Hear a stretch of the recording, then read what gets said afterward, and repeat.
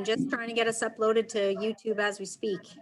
Just before we well, you can bring us up, but question, Dave and Michael, do you want to take questions after each section, or do you want to do the whole presentation and take questions at the end? Well, we're in your hands, of course, but it might be more efficient given we're sort of not all in the same room to hold questions until the end, but whichever council prefers, we're happy to accommodate. Okay. Are we ready, Nat? Just if it's a lot of information, maybe it might be easier to do it at the end of each point, Mike, you know what I mean? Just because sometimes if you go on to different subjects, it can get sidetracked. So if it's all right with you, just if something is fresh. Yeah, we're certainly in your hands. Whichever you're most comfortable with, we'll accommodate. Maybe not after each number, but after each section. Sure. All right, awesome. All right. All right. Thanks, guys. All right, I am going to call this committee meeting of Bonnechere Valley to order at 1:31 p.m. Are there any additions to the agenda? I see none.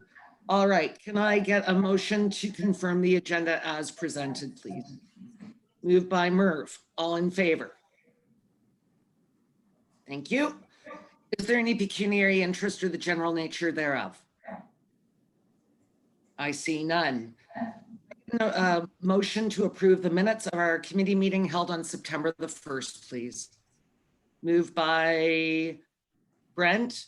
Any errors or omissions?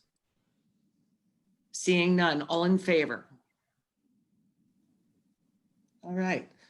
Well, it is my pleasure this afternoon to welcome David Reed and Michael Wildman from Wayfinders, who are here to present our, now how did that happen?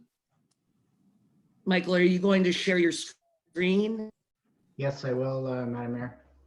Excellent. All right. So why don't I just pass this over to you? Thank you so much. This is a very comprehensive study of our wonderful township. And I think all of council is looking forward to hearing you speak to it. So I will pass this over to who is planning to present, or are you doing it in tandem? I will be doing an overview, which will carry us for about 2/3 of the presentation. And then David will be speaking more specifically about some of the bigger decisions. Excellent. Thank you. Then, Michael, I will turn the meeting over to you and you can share your screen. Just so the council is aware, when Michael shares his screen, I may not be able to see you.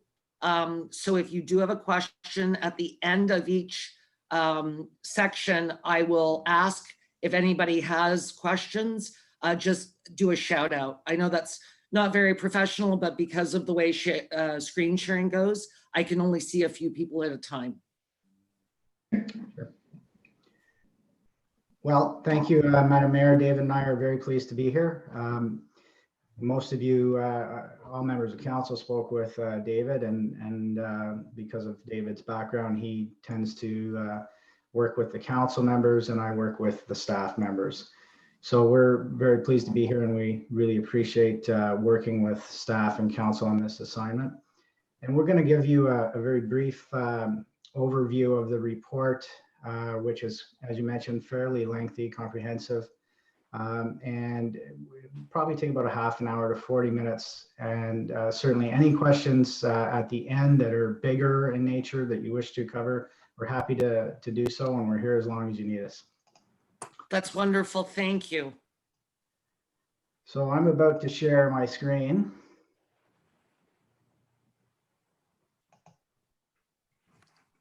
Everybody's went out.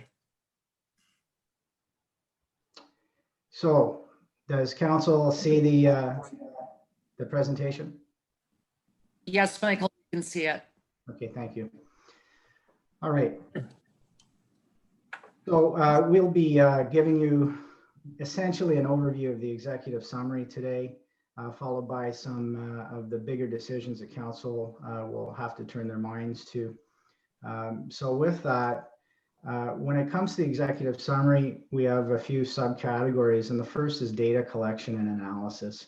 And much of this is well known by council, I'm sure, but it's important to discuss it because it sets the groundwork and the framework for the work that we did. So as council knows, this year our firm was retained to keep an operational, or to undertake an operational review. And as part of that, we undertook reviews of plans, reports, policies, bylaws, census data, and other pertinent information such as FIRs and OMPF data. We conducted interviews with council, the CAO, the deputy CAO, department heads, and several others. And we posted an online survey for a little longer than a month to engage the public. And I have to say, Bonnechere Valley gets the award for the highest rate of response to the survey. So well done there. And we have some comments about that a bit later. And in June, one of our members visited the township. Normally we would like to come up, both of us, but with COVID, we kept our physical distancing. But it also was very helpful.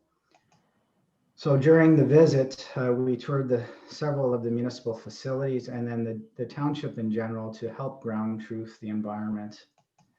Several follow-up interviews and inquiries were conducted with staff. And our team also interviewed the township's auditors, IT consultant, library CEO and chair, and stakeholders. And this comprehensive document review and interviews, the online survey results, and the physical ground truthing have all helped to inform our recommendations. With respect to background, the 2016 census puts the population of the township at 3,674, and OMPF data from 2020 puts households at 2,450. There is a small mix of urban and rural residential lands, as well as our agricultural and mineral resources and forests. And municipal water and sanitary sewer is provided within the village of Eganville with ample capacity to accommodate growth. And in fact, it would be best to look towards expanding the use of the water system for operational purposes. Other areas are serviced privately. And there are intermunicipal agreements for several things such as recreation, library services, animal control, and emergency services. The township has adopted asset management policies, plans, and procedures to respond to the ever-widening infrastructure gap, and they're leveraging it quite well. We were quite impressed with the work that's been done to date. We did note that some of the township's assets are not yet included in the asset management plan, and these would be things like facilities, vehicles, and equipment. And we would encourage the township to continue on with the good work that they've done so far to expand the asset data to include these additional assets and to develop a long-range capital forecast with appropriate funding strategies. So the asset management plan identifies the need. The long-range capital forecast will help identify the funding mechanisms and the financial strategies to realize those asset management replacement items. So Bonnechere Valley, as with most municipalities in the province, is facing challenges as it seeks to maintain aging infrastructure. And I included a quote from AMO in the report that talked about the large gap that exists in the province of Ontario. The township also faces challenges in providing or enhancing services and facilities while keeping municipal taxes at an affordable or sustainable levels. And this is not unique to Bonnechere Valley. This is what everybody's facing. However, this is new. The situation is compounded with a great deal of uncertainty created by the COVID-19 global pandemic and what that might do to future provincial and federal funding assistance programs. The good news is that recently the federal and provincial funding agreement will assist. However, it will be very important that the township continues to monitor the progress of COVID-19 relative to provincial and federal funding sources.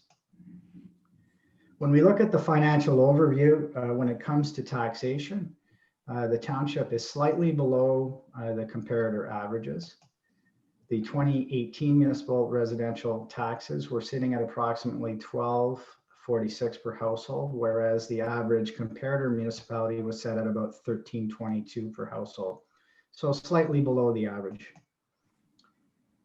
This is an interesting response that we received. 64% of the respondents of the survey indicated that they would not, or definitely would not, support tax increases to fund service delivery improvements. That is quite a bit higher than what we typically see. We usually see the numbers sitting at around the 50% mark. It's usually a split. So that's an important thing to remember. So alternate sources of municipal funding identified in our report should also be explored. When we look at Bonnechere Valley's financial indicators, and those can be found in Appendix 6, the township is in pretty good shape. Debt servicing costs, they do appear higher than ideal, but this can be qualified as they will be significantly reduced over the next few years thanks to the good ongoing efforts of senior staff and council towards fiscal planning and responsibility. The township also has reasonable levels of reserves, but one of the areas we would like to see some improvement on is the policies to help with the minimum annual contributions, minimum balances, and use of reserves. So a reserve and reserve fund policy. And one of the first things that your CAO mentioned to me when we first interviewed her was that she was going to be focusing in on this in the coming months. And probably, but for COVID, might have been already complete.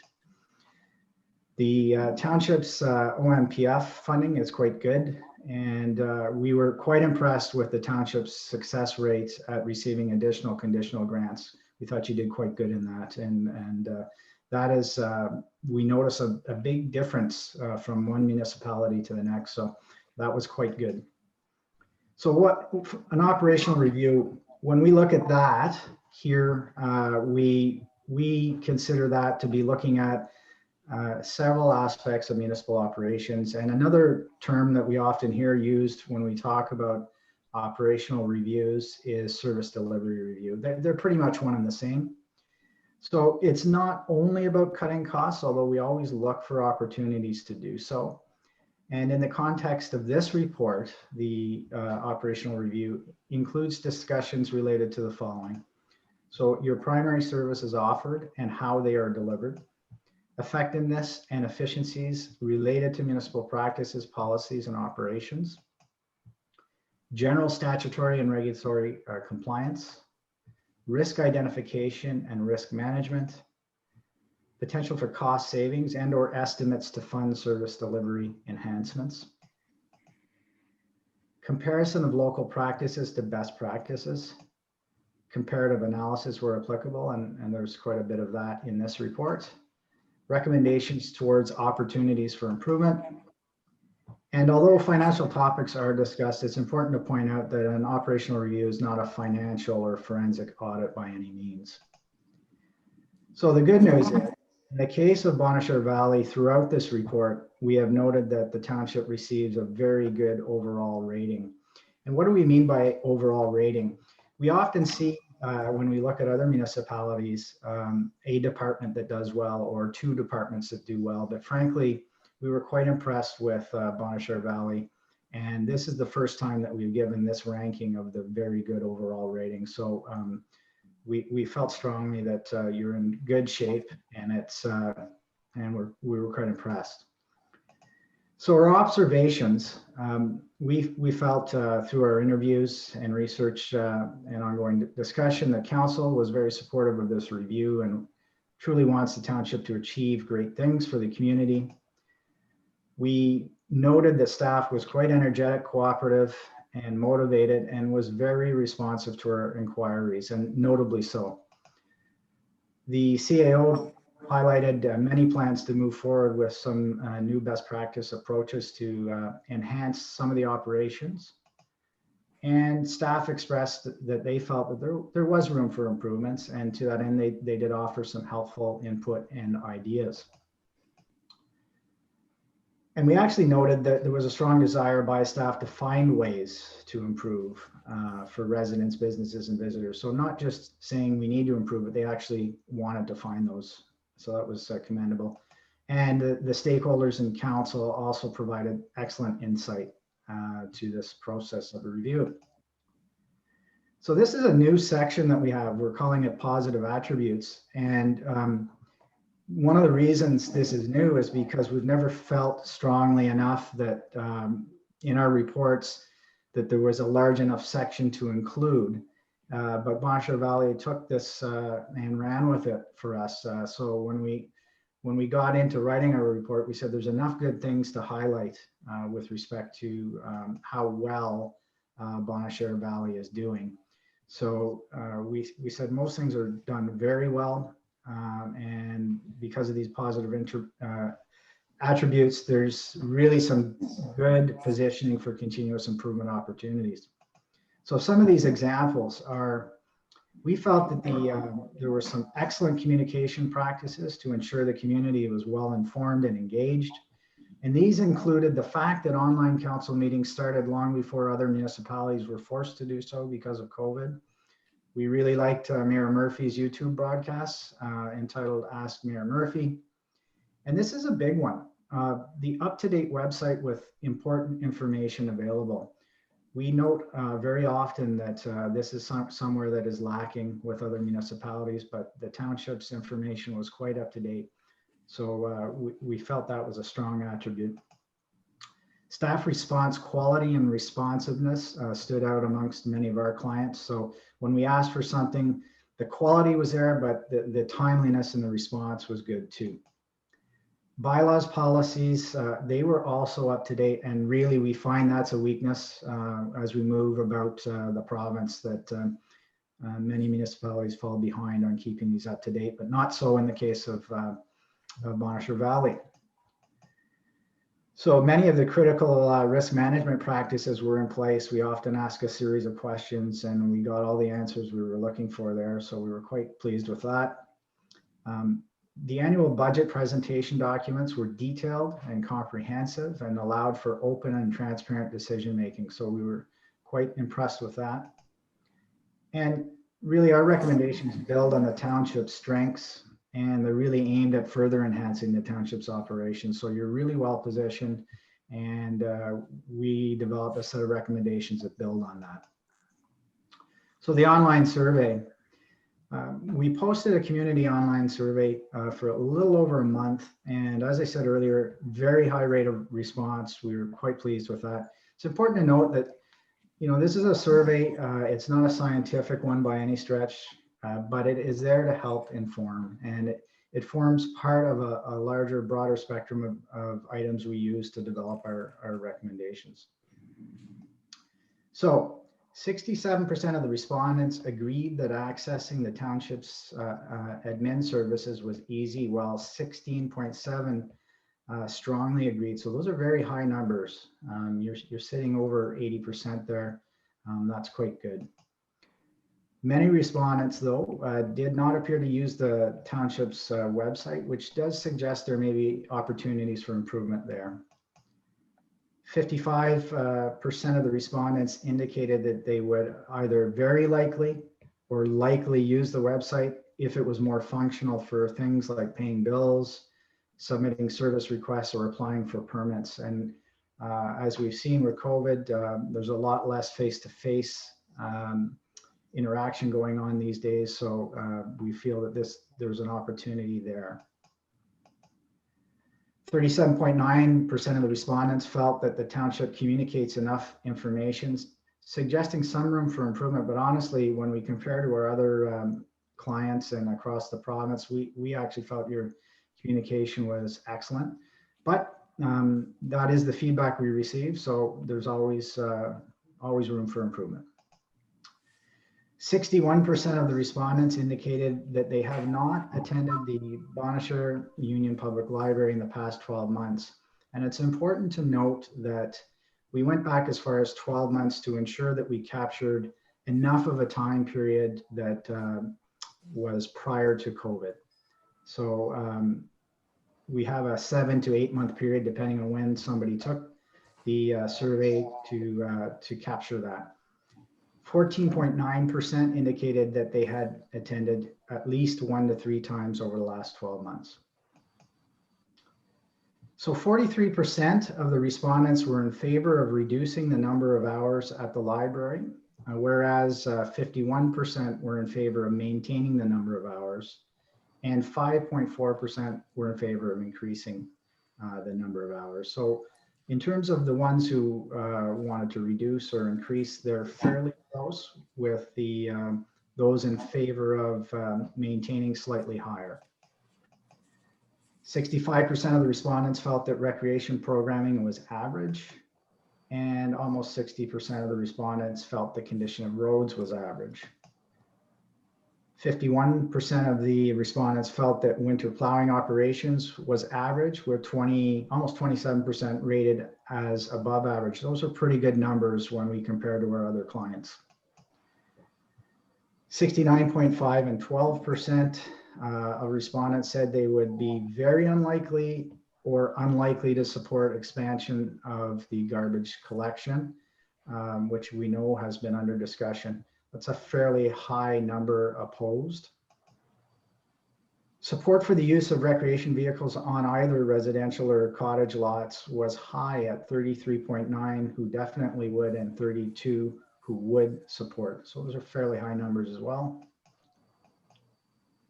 9.5% and 25.8% indicated support for the moderate tax or user fee increase if it resulted in noticeable improvements. So as I said at the beginning, it's a fairly low number of support for any type of moderate increase. So the overall level of satisfaction with township services was 7.6 at very satisfied and 50% at satisfied, and 24.8 neither satisfied or dissatisfied, so the neutral category. So when we look at those who were dissatisfied, 9.7 were dissatisfied and 7.8 were very dissatisfied. And I would say to council, the low levels of dissatisfaction are quite good. We always want it to be zero, but those numbers are quite low. So the survey results do provide some insight for us to help inform our recommendations, and may also be of assistance to council in prioritizing options today and into the future. They are not the be all and the end all, though. They are there to help inform. So on to our recommendations. So most of our 75 recommendations are best practices to help improve service delivery, save costs, and mitigate risks. So what do we mean by best practices? We often look, do the research and look at comparable municipalities.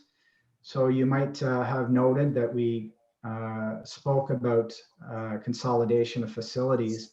And one of the comparators we used was one within Renfrew County, and that was Laurentian Valley. But as part of that best practice review, we actually did look at a few other municipalities as well. We also have another recommendation about a hot box, asphalt hot box. That was something that we noted that the County of Renfrew had. So we often refer to other municipalities to see what they're up to and see whether they would be a good fit. There was a notably low number of critical priority rankings. And so that's very good. So we didn't identify a high number of critical priority rankings for council to turn their minds to. It was quite low. So that really does support our conclusion that I noted earlier, that the township is in very good overall shape. Some recommended opportunities for improvement include some of the following. So the implementation of master plans, goal setting, and departmental work plans to help ensure that decisions are not being made in isolation.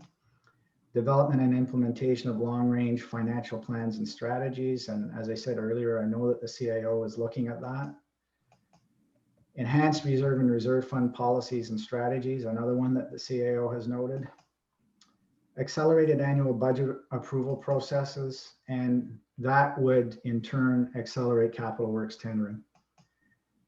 Increased leveraging and monthly variance reporting. It is there, but we think that there's some opportunities to leverage it a bit more. Increases to capital infrastructure funding, regular senior management team meetings, and a succession plan to mitigate the impacts of temporary or permanent vacancies. cross-training and corporate training, and increased training and leveraging of technology. So the increased training we're talking about there really ties to the technology piece. Improvements to and consolidation of facilities, and David will be speaking about that later. And if implemented, our recommendations will do a few of these, maybe a few of them in combination, but they will help increase efficiencies, improve the client experience, enhance service delivery, mitigate risk, save money, and or protect long-term interests of the township and its ratepayers. So you might be able to get all of those, you might get a few of them, but each of them do provide some valuable benefits. So many recommendations come with little to no costs, whereas others do come with costs, and they may be more complex to implement. So for us, we recommend that it's important to recognize that you can't accomplish everything at once as much as you'd like to. And action should be prioritized with the highest yield items rising to the top of the list. So the categories of our recommendations fall into the following. We have an administration category, and that has 4 subcategories. So the general, clerks, finance, and technology, asset management, bylaw enforcement, council, economic development, fire, and human resources, library, public works, recreation, risk management, strategic master, and long-range planning. When you look at the report, you'll note that the topics have been given a code and a title, and that's for ease of reference later on when you look at a matrix that we've included. And each topic includes commentary on the issue, concern, or risk, the recommendation or options, the benefits, and the estimated possible costs. And as I mentioned, the recommendations have been itemized in a matrix in Appendix 2, and that's a quick reference tool for council or staff to look up topics and find them, and also find which topics are cross-referenced to other topics. There's a column there that will help you locate those as well. So we do a priority ranking, and it ranges from important to critical, with very important being in the middle. If it wasn't important, it wouldn't be in the report. So they range, as I said, important, very important, and critical. And we also provide a recommended implementation timeframe. And this is for council's consideration. You don't have to follow it exactly. It is our recommendation on timing. You may choose to do things slightly differently, and that's just fine. It's our guidance on what we think should be done first, but you may have other thoughts on that. So the estimated range of probable costs, and this is, I'm sure you're wondering about this. If you were to do everything in our list of recommendations that are included for year 1, the range of probable costs would be in the 255,000 to 304,000. And if you were to do the items that show up in years 2, 3, and 4, you would average about 63,000 per year, for a total of 190,000 for those 3 years. Then we have recommendations that we have said that council is going to decide when these have to happen, but they're generally longer horizon items. They might be out 5, 6, maybe even 10 years. And those add up to about 86,000. There is 140,000 in total additional annual costs if you were to take every single recommendation that we had and fully implement them, including the long-term horizon items. So absolutely everything. But it is important to note that many would be offset by cost benefits and or savings. So, and we'll touch on a few of those as we move through this report. So one of the things we don't include is the staff time associated with it. That's an indirect cost, and that can vary depending on who's assigned to the project. So it's difficult for us to guess who might be doing the work. And there are sometimes future unknown costs that aren't provided just because we don't know what they are yet. and we made some recommendations to help you get more information. So there are a few reports we're recommending that you undertake to fill in some of those gaps. So all of the costs, when you look at the matrix in Appendix 2, show the highest estimated costs. So costs could conceivably be less. We use the higher numbers on that particular table. So when we look at all of your costs and we compare them to the 2019 Provincial Modernization Service Delivery Grant, the township received close to 600,000, 592,000. And we recognize that there is a remaining uncommitted balance of 444,000. So there's a fair amount there that could be picked up and directed to the recommendations in our report. And they would certainly fit within that particular grant. And we still believe that there will be other grant opportunities that you may be able to leverage as well. And with a strong commitment of council and staff, we really think that there's opportunity to implement our recommendations, and we do feel they are achievable.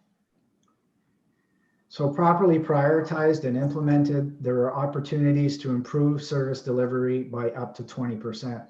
And we say that because if we make a recommendation, for example, of using a hot box, you may choose to use it 1 day a week, you may choose to use it 2 days a week. So there's going to be some statistical variability, but we think that realistically, you have opportunities to improve things by up to 20%. And there will be also some cost efficiencies and savings as well. So when it comes to the recommendations, we have a couple of thoughts on how to manage them going forward.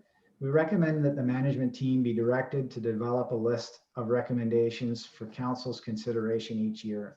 So you have our recommendations, and in the order that we recommend they occur, we recommend that staff look at them and then have that discussion with council. And really, we do feel that timing wise, it's best to have that discussion around the budget process so that council can choose to advance funding that matches the requirements that are set in the report. So it would be the opportune time to do that. We do feel that it's important for management to report back semi-annually on progress until the recommendations are completed. That will ensure council can manage and monitor how things are progressing and if necessary, provide guidance to staff on where to go to when needed. And we do think that this is big enough that annual performance reviews for the management team should include the implementation of service delivery recommendations as key deliverables. So the big decisions. Now I mentioned we have 75 recommendations, and after we're done our presentation, if there's any specifics that any member of council would like to ask, we're more than happy to respond to the specific ones. But as we looked at this, we did identify. Michael? Yes. Michael, I was just going to ask council if anybody had any questions on your executive summary.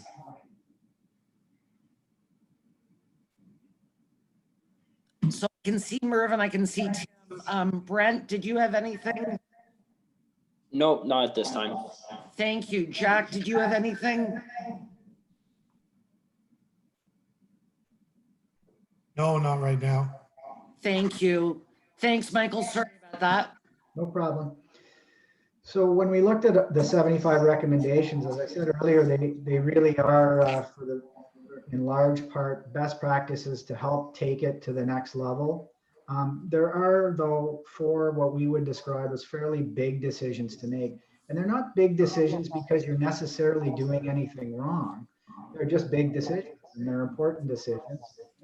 And so we flagged those ones for you. And David will be walking you through them in a moment. I'm just going to give you a quick intro to that. So while the recommendations are important, they're important for various reasons, and therefore, as I said, they are big. One of those is library hours of operation. One is consolidation of facilities. One is the master servicing plan and comprehensive zoning bylaw processes. And one is the Eganville Generation Corporation. So with that, I'm going to turn it over to David to lead you through discussion on those. Okay, well, thank you, Michael, and thank you, Council.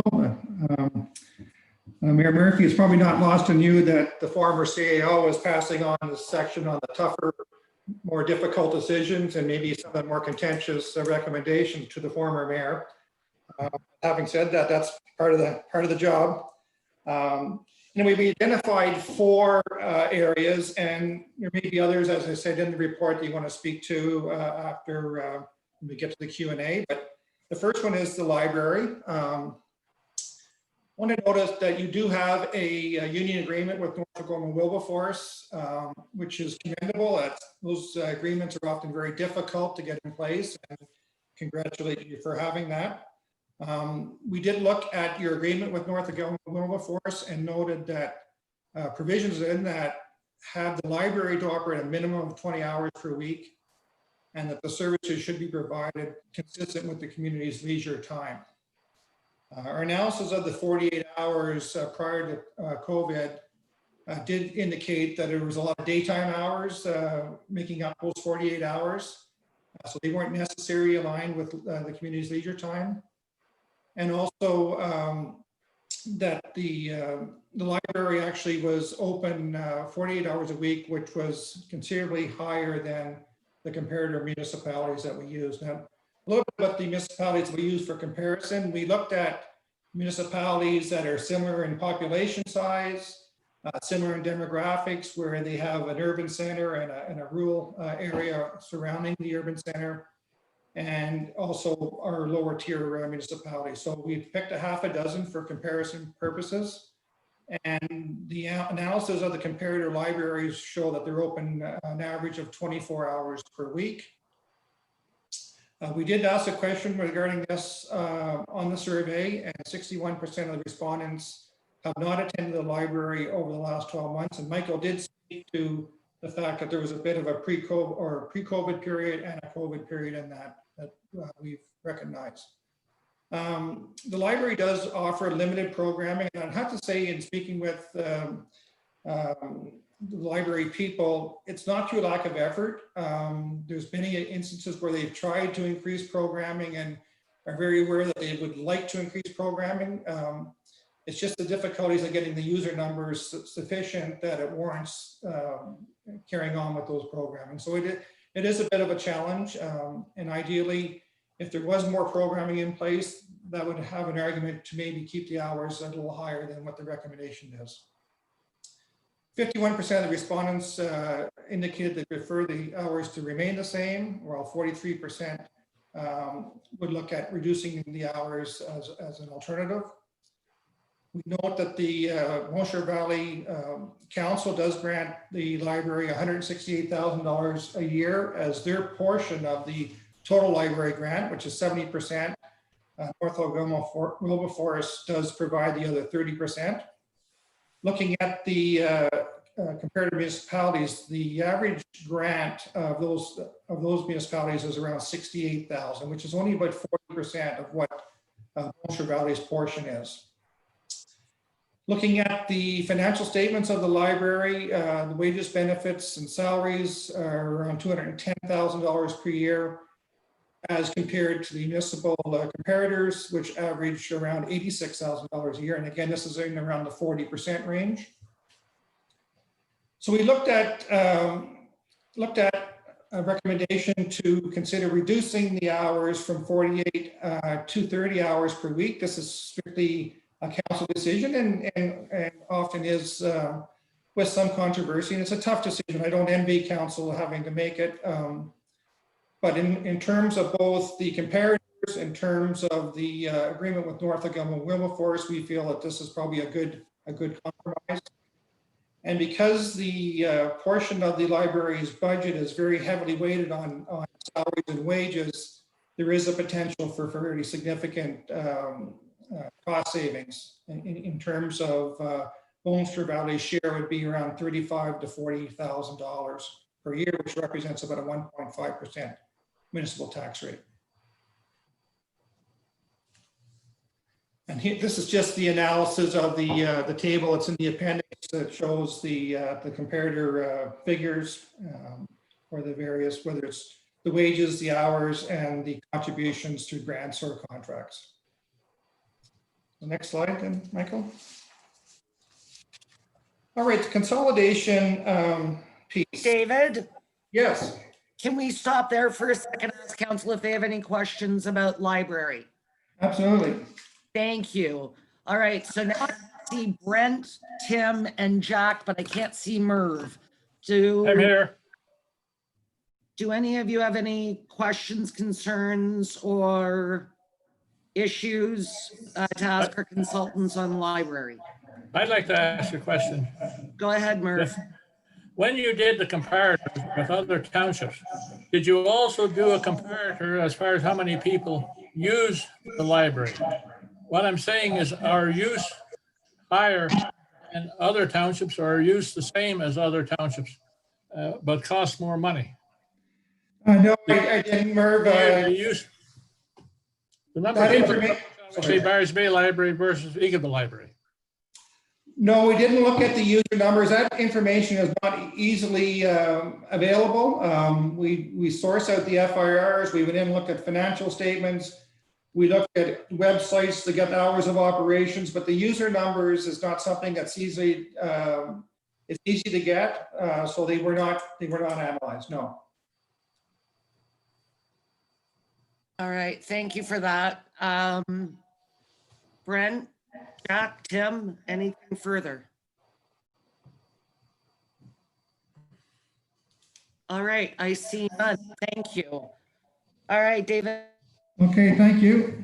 Okay, moving on to the next topic is the consolidation, and want to recognize that back in early 2000s, Bonnechere Valley actually was made up of the amalgamation of 4 neighboring municipalities. And part of that process, there was a number of facilities from those 4 municipalities that became part of the holdings of Bonnechere Valley, 65 of them in total. It's noted that there's quite a few of them that, in our opinion, do not add value to the municipality. And there's options to dispose of them, or perhaps lease them, or use them as another source of revenue. Some of the facilities, well, not all of them by any means. There is a few facilities that are in a fairly bad state of repair and are not candidates for investment towards repairs and continued long-term use. And that being said, since some of those buildings are critical for the current operations, we feel that this is an opportunity to look at opportunities to consolidate these facilities. But in order to do that, it's very important that additional information is acquired to be able to make an informed decision. And we've talked about 3 recommendations within our report that are this process. The first one being a building condition assessment report. This is where we'd have a professional go into all these facilities, analyze the condition of the facilities, and provide high-level cost estimates to get them up to a reasonable state of repair where they will provide good service into the future. A fire master plan is also critical in terms of analyzing the operations of the fire department and whether a single fire hall would meet the needs of the municipality in terms of dispatch to fire calls. And finally, the third piece being an analysis of the municipal owned properties and whether they are surplus to your needs, whether they are critical to your needs, and so that whole analysis of those 65 properties to determine what can be looked at in terms of selling or leasing or keeping. I want to point out that if council, whether or not council decides to look at a consolidation option, we still feel that these 3 recommendations are important to go ahead with regardless, because they will inform several long-term operating life cycle and funding decisions in the future. So regardless of the consolidation piece, these 3 recommendations we feel are very important. If I could just add one comment to bullet 2, just to sort of make things a little real. We talked about the potential to lease or sell. There is a municipality within the county of Renfrew that has leased a facility out for a 10-year period at $80,000 per year for 10 years. So $800,000 in potential revenue for a property that was not considered that critical to them. And it actually triggered their desire to go with consolidated facilities. So they essentially moved away from one facility and collected $80,000 a year for 10 years. And that's Laurentian Valley. So I just thought I'd try to make it sort of something tangible on that. Okay, so we had a white paper discussion in the report, and I want to point out that this is just one option that we went through as one of, quite honestly, probably several that will surface as possibilities.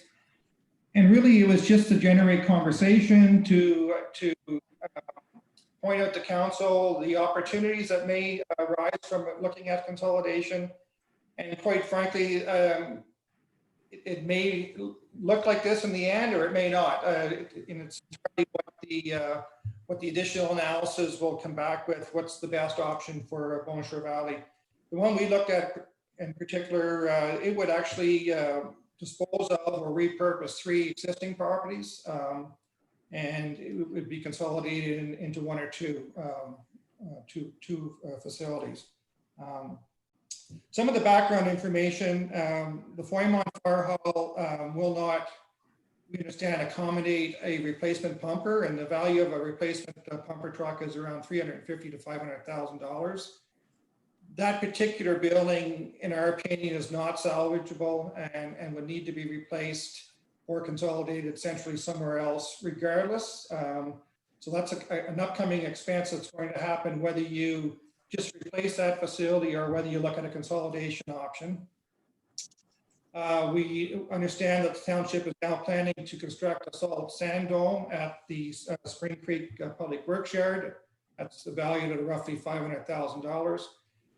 That the location of the Spring Creek Public Works Yard is well located. It's just out on the outskirts of Eganville, but on the proper side of Eganville, where it has access to the remaining township, with good access off of Highway 41. So the location is one possibility for a consolidated.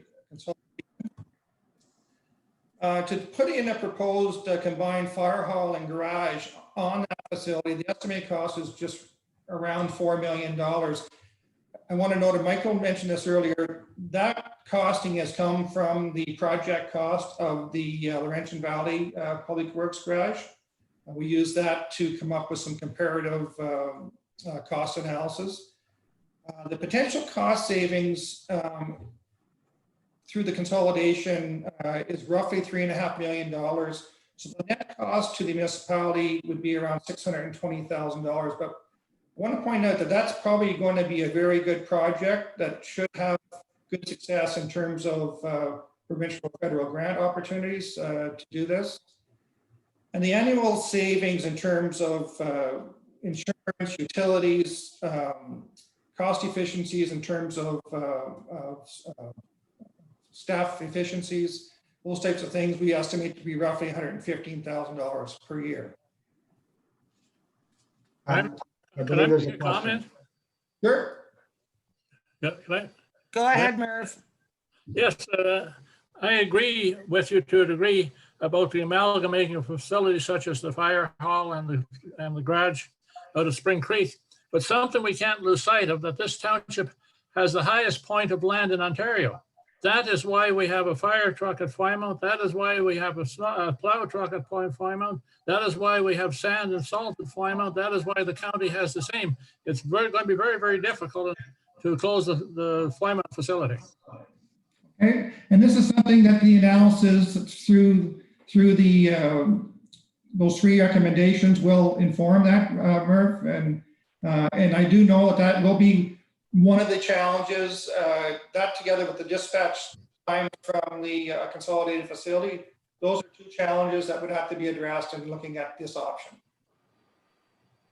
Okay, does anybody have any other question about this particular slide? Thank you for that, Merv. Okay, so this is just a breakdown of a table of the capital cost portion. I don't need to go through it, but that sort of breaks down how the $620,000 net capital cost was arrived at. Basically, it's the cost of the new facility less the cost of what you would have to do if you don't do the new facility. So that's kind of the analysis. So it's roughly $620,000. The next slide then. And this is the annual estimate of the annual cost savings. I have to tell you, these are very high level. It's hard to put a value on operational efficiency, what might be if you're operating from one facility. So they are somewhat arbitrary and high level, but we feel it's probably in the proper range of what you might realize on an annual cost savings. All right, anything else on the consolidation piece?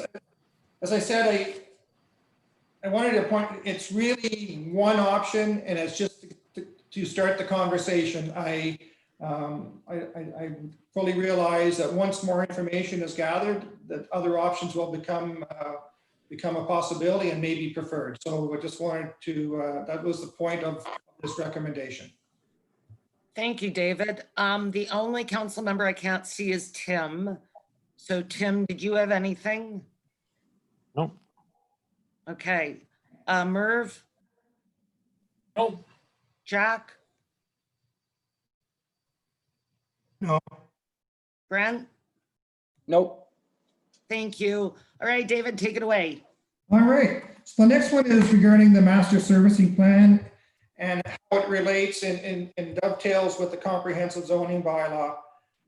This is a big decision because of the cost. Both of these items are fairly expensive, and that's why it falls into sort of the big decision portion. The township is currently using the county of Renfrew's official plan. I understand it was near review or near approval, but now still under review for some other reasons. But upon full approval of that OP, the Planning Act requires revisions to Bonnechere Valley's comprehensive zoning bylaw to ensure conformity with the official plan. It is important to note that Eganville itself has some constraints when it comes to servicing, and it's hilly for one thing.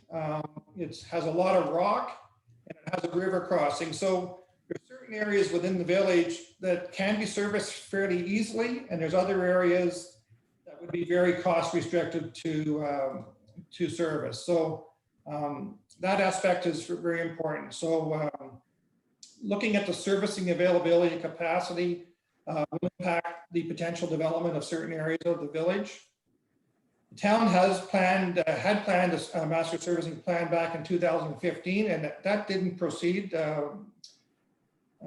And we feel that it should in this case. Imposing zoning on land absent of servicing information is fraught with risk. And you want to make sure that you're pointing out the areas of the village where services are readily available. And this is a really, really important tool when you're trying to attract investment in the township, because potential developers need to know where the lands are available for, like, it's available for servicing and what lands are not.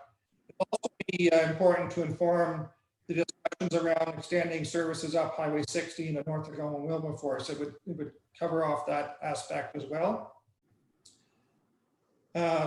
So there's an opportunity here to take a comprehensive consolidated approach to completing a master servicing plan and the zoning bylaw together. And we feel that this is important because one will inform the other.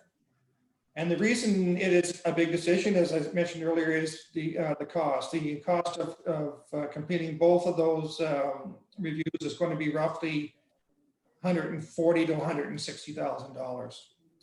And as we mentioned, it is a very important tool for the township to plan their infrastructure and lineal assets going forward, as well as for developers to look at investment in the township.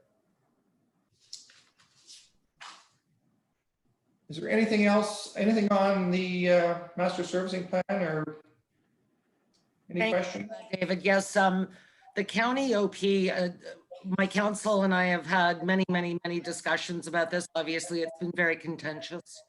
At this time, we are planning to have some public meetings, I believe, in the new year, because of COVID, of course, to discuss with our general public, the exemption that we've asked for.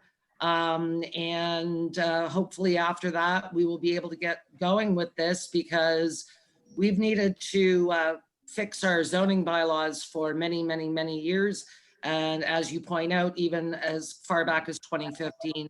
So I certainly appreciate this as one of your big decisions.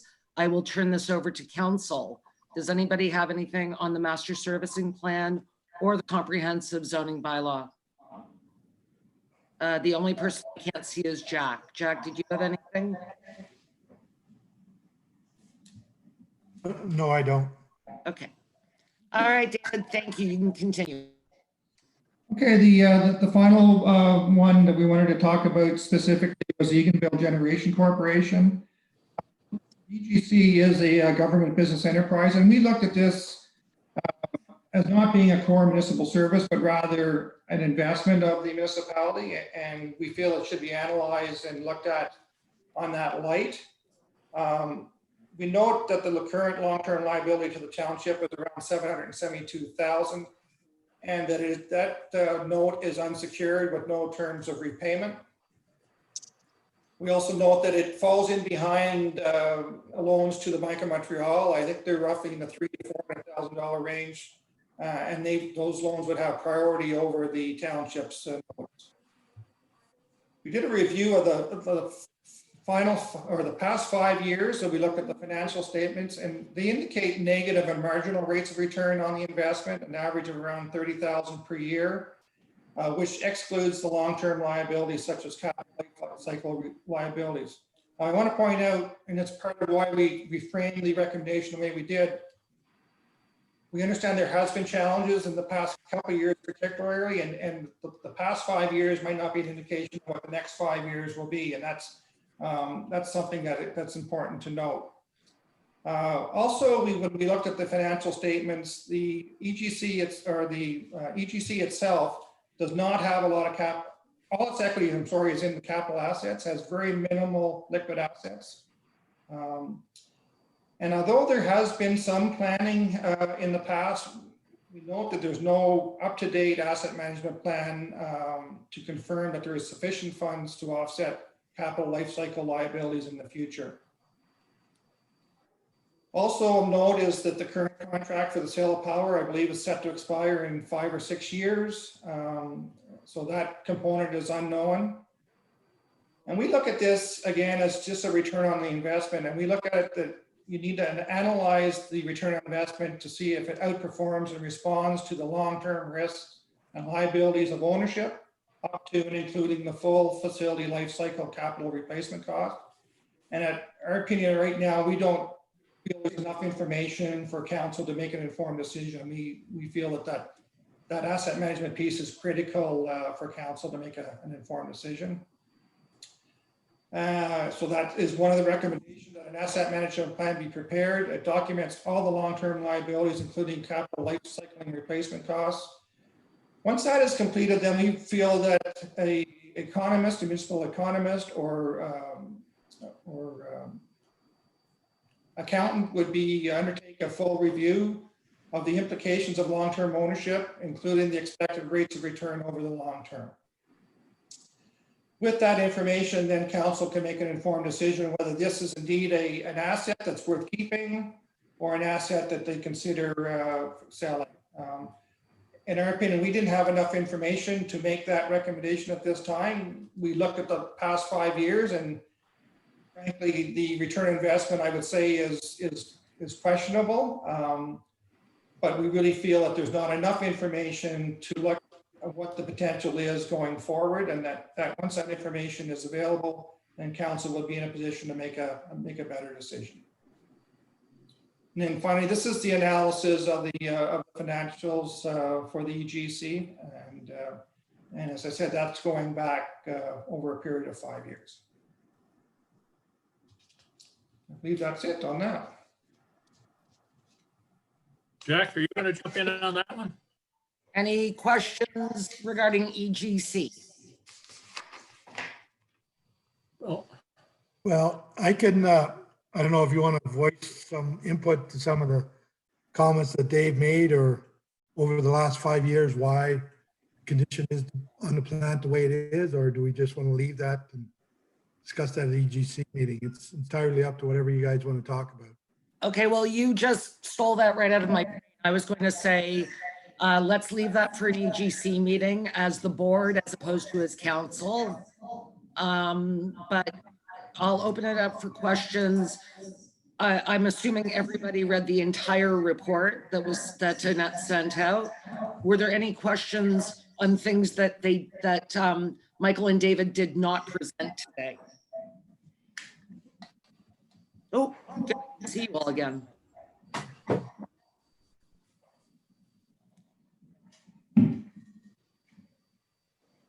Yes, Jack. Go ahead.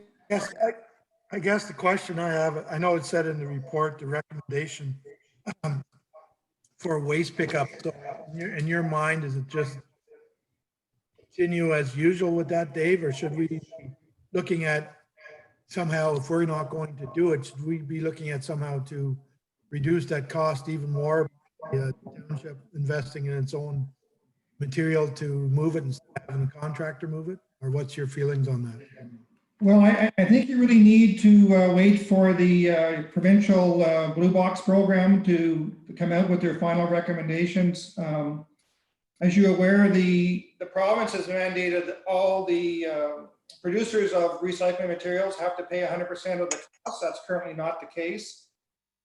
So really our recommendation is to continue on your current operations as is, not to make any large capital investments at this time, waiting for the rollout of that new Blue Box program, because they may come around and say that they're going to actually pick up all the Blue Box recycling materials. So we don't know what that is going to look like. It's supposed to be coming out early in 2021. So our recommendation is to hold tight for the time being, see what that new program is going to look like, and then make a decision following that. Yes, that's the indication that, oh, my internet connection is unstable. That's what came out at AMO is exactly what David said, is we don't really know what full producer responsibility is going to look like. So just everybody, were there any other questions on the report as a whole? I see none. Obviously, you gentlemen did your work. We really appreciate it. The report is excellent. I'm sure that we'll make sure that it's made public. But we really thank you for such an incredible amount of work. It was worth every penny, in my opinion. And I really appreciate the overall summary this afternoon. It's been wonderful to work with both of you. And I've heard from staff, stakeholders, other council members that this process was very easy and they really enjoyed it and really became stakeholders in it. So I think that's great news for Bonnechere Valley. It's always nice to hear that we're doing a fairly good job. Yes, Tim, go ahead. I just wanted to say, Jen, thank you very much to both gentlemen, because it gives a really good second sober look at what's going on. And sometimes as a counselor, as a resident, somebody that's been here for so long, you kind of oversee or you get used to something and you don't really look into it maybe as much as you should. And you guys really peeled back the layers on a lot of things, you know, and opened my eyes to a lot of stuff, guys. So I really appreciate that. And it definitely a lot of information I can use going forward for sure. Thanks. Yes, it was excellent, excellent, excellent report. Was there anything else for David or Michael? No, just to thank you very much for the opportunity. We really enjoyed working with council and staff on this. And as we said earlier, of all of our clients, we think Bonnechere Valley is probably really well suited to just really take this and run with it. And we wish you all the best going forward. And we know there are a few difficult decisions in there, but we also know that you've got the right team there to make those decisions. Well, it was a bit humbling to read and to speak with you in regards to how we compare to other municipalities. Extremely humbling to hear that you've never given that very good overall shape to another municipality, and that your firm is very well respected across the province. So it's I think we know that there's always room for improvement. Our staff knows that there's always room for improvement, but knowing that we're at least on the right track and can take this report and run with it, it's amazing. Thank you so much, guys. Thank you. Pleasure. I enjoyed the process, and I enjoyed my my visit to the township. I was the team member that had the fortunate opportunity to go and visit the township and look at the facilities, and it was an enjoyable day. And really, Eganville and Bonnechere Valley overall, it's a really nice municipality and lots of potential there. So I can only see good things in the future. Thank you, Wayfinders. Use us as a resource. Thank you. Thank you. Good luck. All right. Hi, Kevin. Hello, hello. Does anybody need a break before we continue, or we're good to go? Okay, so I think we're good to go. So in your PDF package, recreation starts on page 7. Because I know people are using their PDFs now, right?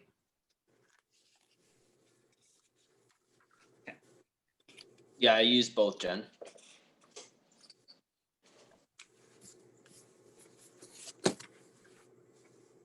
All right. Kevin, take it away. Okay, anyways, for the arena, busy times right now, which is good. And anyways, contacted minor hockey, figure skating, all the groups. They're going to be using the facility this season. I have a meeting with minor hockey tonight to go over scheduling. So they've got their numbers now. So now we'll have a better view on ice time and what ice time rentals we need to use. So now we kind of touched base on our last Zoom meeting about reopening the dress rooms and that. We're still moving forward with opening the dress rooms. Oh. Hello. Yeah, I think it was the decision of council that we would in fact open the dressing rooms safely and the showers. But Kevin, are you concerned at all about the province rolling us back to stage 1 or 2? Well, there's always a potential. I think if we continue, who really knows, really? The only concern I have is with the showers. If we open up our showers, we may be the only one in Renfrew County that has the showers open. So that raised a flag for me. Right now, the health unit is saying no showers, period. So that's Okay, where that puts a different spin on it. I was not aware that the health unit said no showers. Well, they're recommending that. Well, let's put it this way: the wording is no. It says no showers. That's Well, if it's no showers, it's no. Hello. If that's the rule of the health, that's the rule. That's kind of, yeah. You froze a bit again. Sorry. Guys, Mark, I can see you, but you may not be able to see me. My internet connection is unstable, but I will continue to talk. Yes, Merv, go ahead. Well, I'm not a doctor, but I'm at a loss as to why they're so worried about showers. I can't see how that could be really a problem. Maybe it is. I would think the opposite, but that's just me. Go ahead, Tim. Oh, exactly. That's almost the same as saying take all the hand washing stations out of the washrooms. It makes absolutely no sense to go in there to clean them, clean themselves up, and soap and water.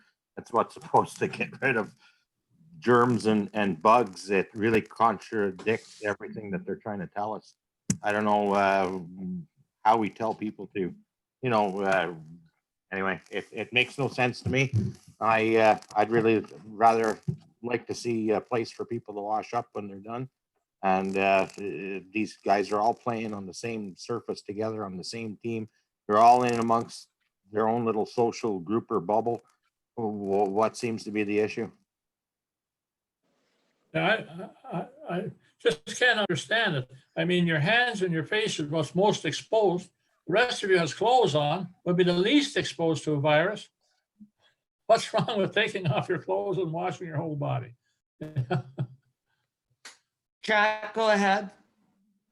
Kevin, I'm in agreement with what Merv and Tim and them are saying, but what is the pushback from the health board? Why did they say no showers? Did nobody actually question them on it, or like trying to get some justification, or what is it? Is it just, this is what they're saying? Oh, well, I guess it's another way of another form of contacting. You go in, you push the shower nozzle, and the other thing is they're saying 15 minutes in the dressing room. That's where they're going, like as quick as you go, get ready for the next group to come in. So timing is another thing, Jack. I guess I guess that's why they're using it, then they want to cut down the time people in and out, and not like cut down the energy. But I have a hard time, and I'm agreeing with you too on Kevin, that if we're the only one in the area with a shower, that's not going to be a good thing. That's gonna make us be like on the spotlight or whatever. You know what I mean? If something does happen, God forbid, we're in big trouble. You know what I mean? Yeah. That's the way I'm looking at it, because if they're coming out with a firm hand, they don't want it. I don't think we should buck the system. I don't agree with that. Yeah, This is new information, I think, for council, that the health unit is actually saying, 15 minutes in the dressing room, no showers. The 15 minutes in the dressing room actually makes a lot of sense to me. Brent, go ahead. I was just gonna say, I think it comes down to you have a recommendation or you have a mandate. So pertaining to the showers, if we're gonna have the dressing rooms open, I see why not for the shower. Yes, you're close proximity if there's one or two in there, or you have the 15 minutes. But my recommendation, and let's just stick to what's mandated by the government or by the health unit, but actually mandated. That's my opinion. So I am fine having showers open, be it we're the only ones, but I'd stick to what's mandated. Yeah, and that's the thing, and this will change. Maybe in a month's time they'll say, yeah, no problem, go ahead. So, and that's kind of what we're looking at right now. So, anyways, and one other question is each dress room in our facility has a bathroom. So now we can either lock that bathroom and we still have one public washroom for everybody to use. Yes, Brent. No, sorry. I just want to clarify my point. I was saying that I'm in agreement having the showers open and having the bathrooms open. I just want to make sure that was clear. Okay, but the mandate from the health unit is that the showers not be open. Yes, but what I'm saying is that the recommendation or is it mandate? Is it illegal for us to have the showers open? That's my only question. So all I'm saying is yes, we may be the only ones, but if they're allowed to be in the dressing room, if the arena is open, then I see no reason why not. We can't have the shower open.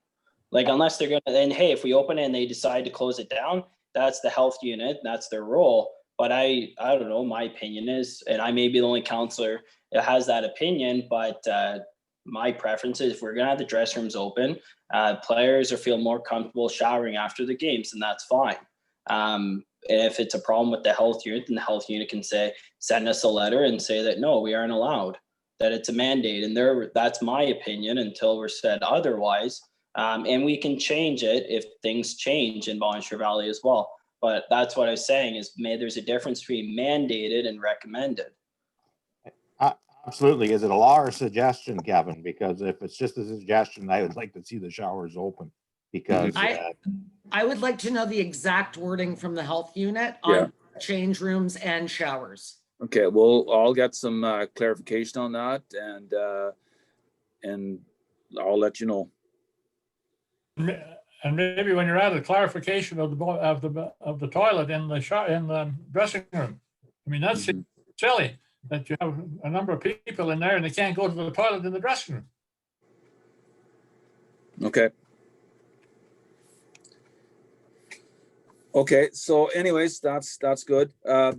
So the canteen will remain closed for the time being, and hopefully we'll move forward on this. I sent pictures of the balcony that we'd built, so that looks good. Ryan's been up to take a look at it, so it meets his recommendations, and so he feels good about that. Everything else is pretty much for the arena is we're getting ready. The plant's been turned on yesterday. We've put our second flood will be going on this afternoon. We put one already on this morning. Planning on have public skating October the 4th is our first public skating, and at that rate, right now we can only have 50 people on the ice time at that given time, so we'll have to monitor that just to make sure. And Annette and I have been working on the contracts for Blades and also the Junior B contract.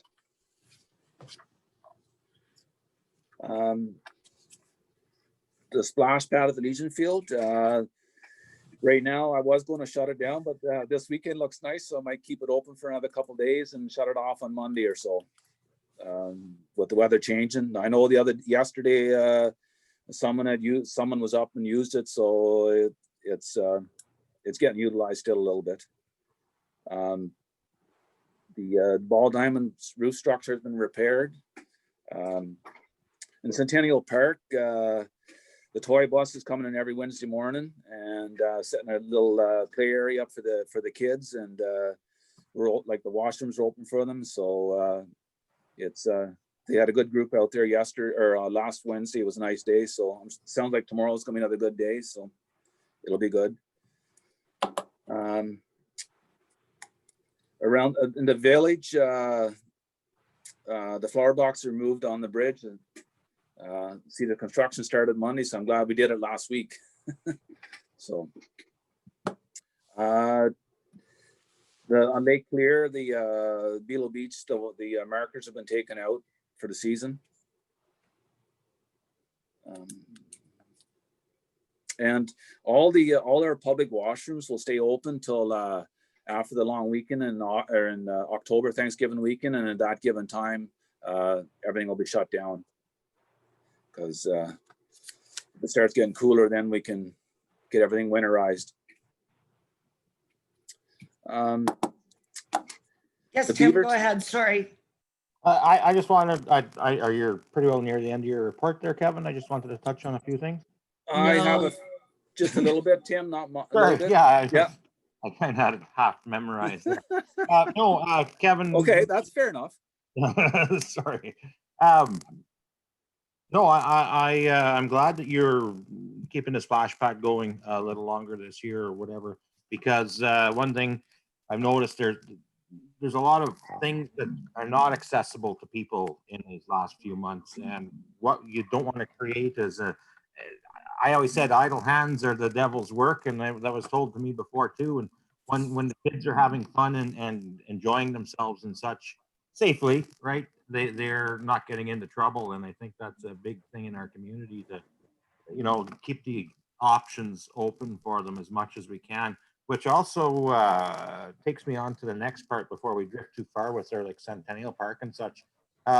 There's been a lot of interest in the outdoor rink already, Kevin, and I'm just wondering, is there a way for us before we sidetrack, is there a way for us to enhance that surface this year? Because I have a feeling that it might get a little more use than in the past.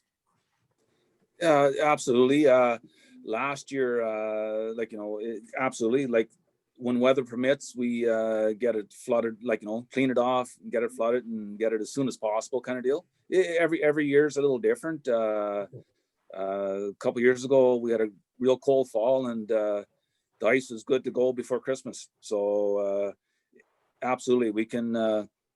And usually, what goes on, I contact the fire department, and they help me out with the initial first 2 or 3 floods, and then we take over, kind of deal. So usually, I work together with Dave on that, and get some guys to come and give us the floods at night. Absolutely, we can. I've already had some parents wanting to volunteer to help out. I can pass them along to you thereafter there, Kevin. Yeah, for sure. For sure. That's great, Tim, because that's what we look for sort of every year, are people to help out with cleaning it off, seeing what the condition is. If it needs another, then send the fire department back out. You know, it's good pumper training for the firefighters as well.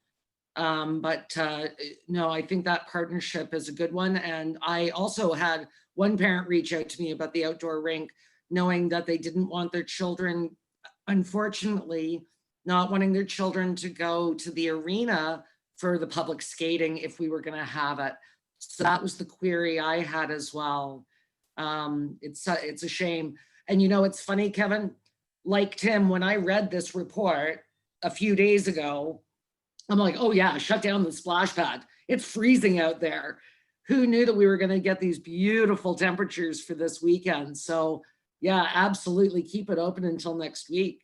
Yeah, it's absolutely, because the weather looks like 25, 26 on Saturday and Sunday, so that's bonus. Is it ever? Yeah. The Beaver Tails made a donation to the Legion, so that was a pretty good. That was a good weekend. So I'm sure they're quite happy with that. The little library's been installed at the corner of the tour information booth, so that went well. That was such a lovely donation. Thank you for making that happen so very quickly. Not a problem. Not a problem. Apparently it's already being used. Well, that's even better. That's what it's, that's a good thing. It is. Yeah. Our golf tournament, I know we've been sort of stretched out with our meetings a little bit. So anyways, that's kind of what we made.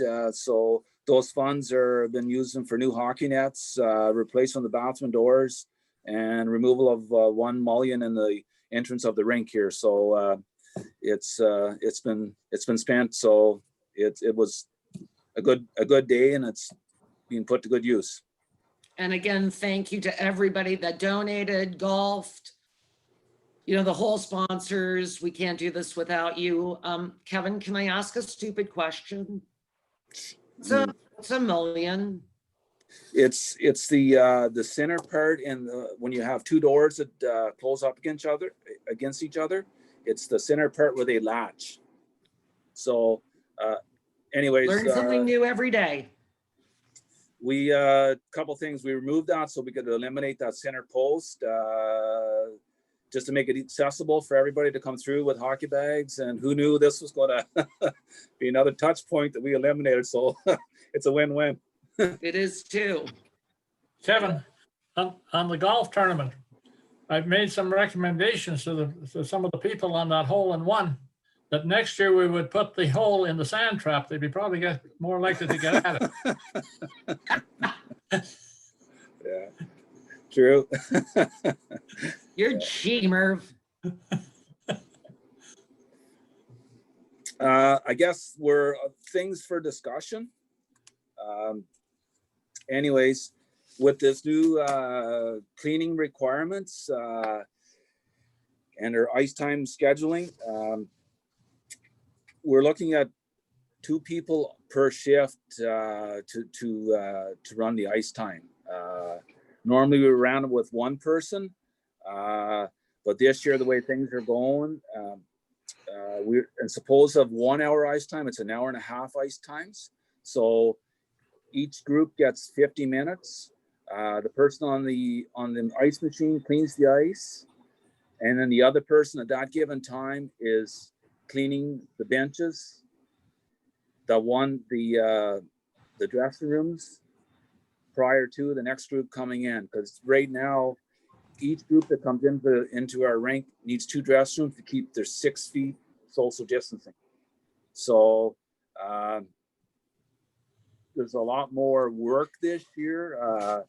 So that's things. I'm just giving you letting you know kind of where I am. What's everybody's thought on this, or how do you want me to proceed with this? I'm not sure how you get around it, but I will open it up to council. I mean, Kevin, you know, we've committed to the junior B team. We've committed to all of our other skating things. I don't know how you do it without proper disinfectant. I will open it up to council. Thank you for the heads up, by the way. Gotta be, it's gotta be. I agree. Tim, go ahead. Yeah, with these times the way they are, if that's what it takes to keep things somewhat at a normalcy rate, I think we pretty well have to keep on carrying on here. So for sure. Hopefully next year it's better, but we'll try and suck it up this year and hopefully things improve. Exactly. Brent, did you have your hand up? No, I was just gonna say, nope, sounds like you got the plan there, Kevin. So we'll use it for this year and keep it forward unless things change. Oh, Jack, yes, go ahead. Yeah, no, it is what we have to do, but is that not, I remember a while ago, whatever extra cost or something overrun, that's something that we could apply for funding after, is that not still, or is that time past now? No. So we got our first round of funding and can apply for a second round. And yes, I believe that will qualify. It should qualify because we have to, it's, Qualify, Kevin. Okay. Your disinfectant sprayer, that Yes. qualifies. Okay. Yes, I did. We haven't received it yet, but Annette had mentioned that to me that we could charge that against that. and then whatever additional personnel that he needs for cleaning to do it, he should keep track of that so that can be, you know, appropriately charged if we can qualify for some funding for that. Well, that's sort of what I said at the beginning of this also, like, if Dana goes outside to do a marriage permit and gives somebody a pen, I want the pen charged back to it. Like, I think that you know, I love that Annette's laughing. You know, we're spending so much money on proper disinfectant, PPE, the plexiglass, retrofitting trucks, and the way we do business in Bonnechere Valley. And none of this is any fault of our own. And I think that that's exactly what that fund was for. The provincial government was not hiding their head in this, nor the government. We're going to need help with these extra costs we have foreseen in our budget. Okay. Anyway, the other thing is to, I'm talking to the other groups like minor hockey, figure skating. So what I'm trying to do, because we have to have a door monitor person just to keep her numbers. So I'm trying to get the groups to get a volunteer to do that position as well. So it's a work in progress. I seen Annette had her hand up. Sorry, Jen. Yes. Am I? Yeah, you were freezing up again. Sorry. Sorry, Annette. Okay, go ahead. You had your hand up. Thank you, Tim. I was just going to confirm with what you were saying. I think in the money that is coming forward from the province that's been allocated to us, we haven't received it yet, but it has been allocated to us in the 149,000. I think we were 12,000 short of our expenses to the end of June. So already definitely applying for phase 2. I already let them know that 12,000 to the end of June. It could be an additional 12,000 before the end of the year. So. Thank you for that, Annette. Okay. Okay, moving on to Dana's report. Okay, so for those of you on your PDF report, you're going to page 57. See that, Annette? I'm getting better at this.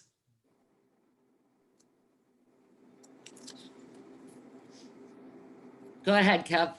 Okay, I see Dana's got lots of zonings in for different pieces of property with amongst the municipalities. So there's been lots of work there. I see that. And she had a meeting of all of you aware the August 11th, the public zoning amendments.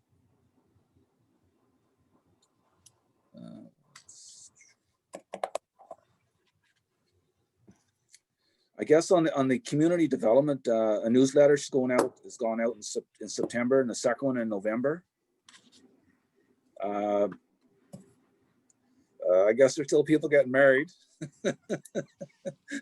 There's lots of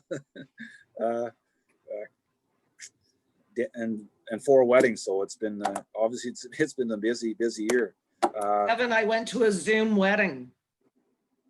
Wow. That's probably a first. We were all like this big. There were so many people. Well, so Taste of the Valley, we'll know by November. We're still there, so we'll know by November. They'll give us a date, what date we'll get for next year. So that's good news. That's good news. So we missed it, but hey, next year will be bigger and better. Fingers crossed. We've had lots of compliments about the barn quilt on the tourism information booth. I've heard it say like it brightens it up, lots of color. So hey, that's great news. So Kevin, just so everybody knows, and my Ask Mayor Murphy segment number 16, Annette and I kind of made our BV heroes, all these people that have gone around the township and beautified. So included in that are the amazing volunteers for McCrae Park, which just looks spectacular. And, you know, there's a part of me that doesn't mind the bridge being done right now because people are going to be diverted across the other bridge. So maybe they can take advantage of what's going on at McCrae Park.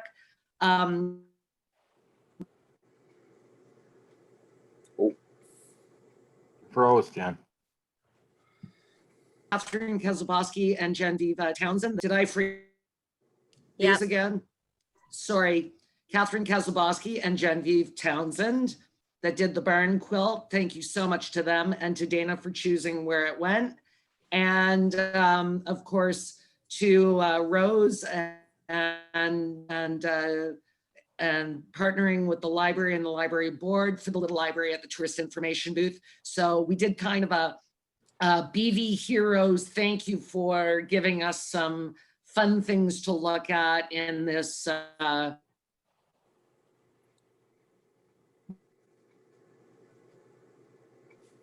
You froze again. Big time. I don't know if you're coming. I don't know if you're coming time back. of Oh, COVID. there you are. So I just wanted to make you aware of that. Am I here? You just got back. You've been, yeah, we missed the whole, yeah, sorry. You missed the whole thing? Well, we got the names and we got the thank you for making things beautiful in this time. And then we missed the rest. Well, thank you to everybody that's helped to beautify Bonnechere Valley. Appreciate all of you. I know all of council appreciates all of you. And when we're done with Kevin, I'm actually going to leave this meeting and give everyone a 5-minute break and log back on and see if that helps my cause. Perfect. All right.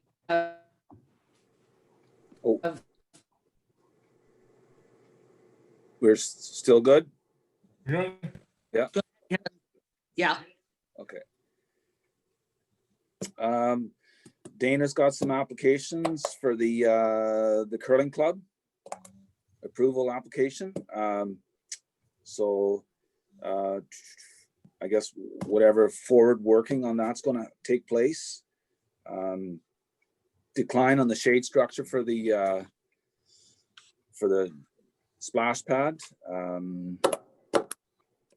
That's very disappointing, but if you just want to touch on the grant up that we were successful in for the curling club just for a second, Kev. Okay.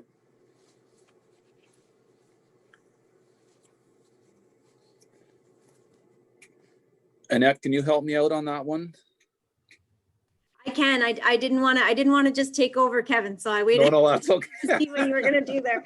Because I was working with Dana on this one, and with the curling club and so on. So we did submit it. So the project is a pretty big project, basically making it accessible. I think they're changing their entrance, they're changing washrooms, kitchens, all kinds of stuff to make it accessible. Now, you know, the funding is about a third, so it's over a $300,000 project, and I think we're getting 100,000. So what we're hoping is we can do some, the curling rink can help us out, which I think they did offer that when we applied, with some fundraising, you know, whether there's some bonspiels going on or some barbecues or who knows what. I know that right now that's difficult, but I think we have some time. And hopefully we can do some fundraising for it, and then also obviously hopefully contribute a third from the township, something like that, to get it done, because I think it's been a great project that's kind of been sitting in the wings for a little while, and they were very excited to hear that they're going to receive that. So I guess we'll work forward with getting that project completed in that building with some long needed improvements and in accessibility. We couldn't even do an escape room this year. Yeah. I was so looking forward to getting back in there. So there's another fundraiser idea. It brought them quite a bit of money over the 2 years they did it. Perfect. Perfect. So hopefully we'll be able to get back into an escape room next year. Yeah. And Kevin, before we go too much further, do you just want to touch on the municipal photo shoot? I know that Brent and his family have offered to be models. I'm going to head out to McCrae Park or somewhere like that. I don't know. We were all to give Dana 2 locations that we would like to see. My 2 locations were McCrae and the splash pad, but I urge all of council to let Dana know where you think that these photo shoots should go. That's a partnership with the Ottawa Valley Tourist Association. So thank you to the OVTA. Yes, if you can let her know. I think like they were hoping to organize them this week. We didn't get a whole lot of heads up. I think she sent the email a Thursday afternoon and was, here's the price, here's what we're doing, and it's happening next week. So unfortunately, we didn't get to give council a lot of heads up, but I think they're going to do over 11 different locations in Bonnechere Valley. So that's great. And that's going to go all over in the magazine, Ottawa Valley Tourist Association. So very good. But if you are available, please let us know sooner rather than later for some models, because yes, we want to get Bonnechere Valley in the picture, but we'd also like to get some people in the pictures. So if you can contact Dana sooner rather than later, because unfortunately this is coming together very quickly. So. Well, the kids already have their outfits ready to go. So they have 2 different changes. Not the same model on each page. That does not surprise me at all. Reagan's a little fashionista. I don't know when I got too old to wear some of her outfits. And with the warm weather coming this weekend, I should be able to maybe meet someone out at a beach somewhere, Yeah, and I don't know how much wiggle room we're going to have on days and times. Like I feel like the professional photographer is going to be a day, like they're just going to do a day here and we're going to get notice, and that's, but anyway, we will work with you as best we can, and we appreciate that you're willing to put your mug out there. I was hoping for Jenna's, but that's fine. We'll go with Tim.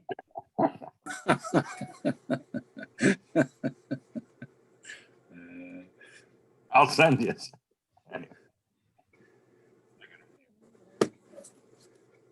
How do you Okay, bod? I guess we have a couple things just left. The pending funding applications, the Ontario Trillium Foundation Sea Grant. Dana's application for that. The application for the Canadian municipalities municipal asset management. She's working on that. This will take up to 8 weeks, so it's going to take some time, but that's in the work. So well, there's one other thing is we talked about one time, or the previous meeting, about the transient application of I think that this was kind of talking about the beaver tail, like selling of the setting up locations around town. Anyways, we have and that we have the bylaw here. So anyways, something moving forward, if we continue on, maybe people looking to put food trucks up or whatever, there is an application out there, and it's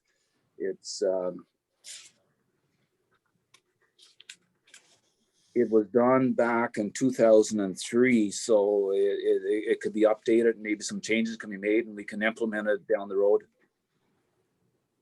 So. Sounds good. Bring us your recommendations, please, Kevin. Okay, thank you. All right, I'm going to try this again. Does anybody have anything else for Kevin? All right, excellent. Thanks, Kev. Thank you. Well, Good luck with the arena. thumbs up. Annette, I'm going to log off. You're now the host, correct? All right, and everybody can take 5 minutes, all right? I'm gonna go reset my hub. Okay.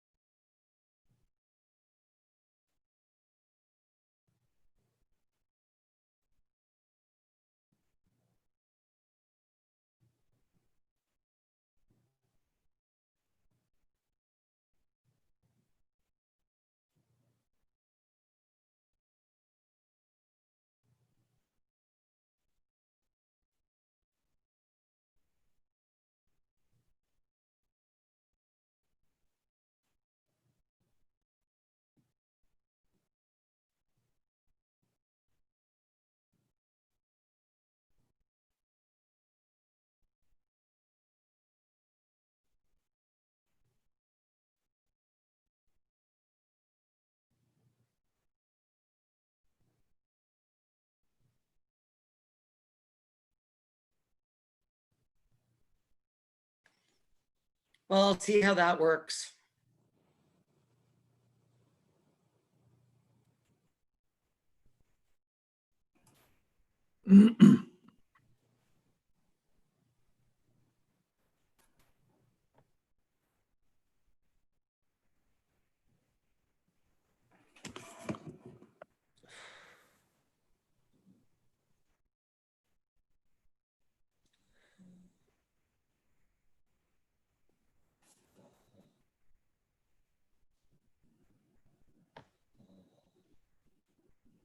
Hi, Jay.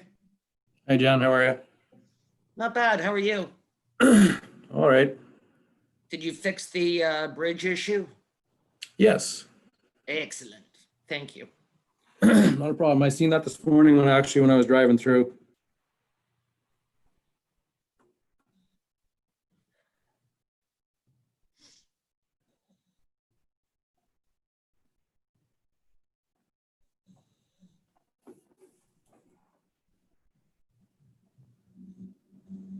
Did you see the mess on 512? Yes, I was up there yesterday. It always has to get worse before it gets better.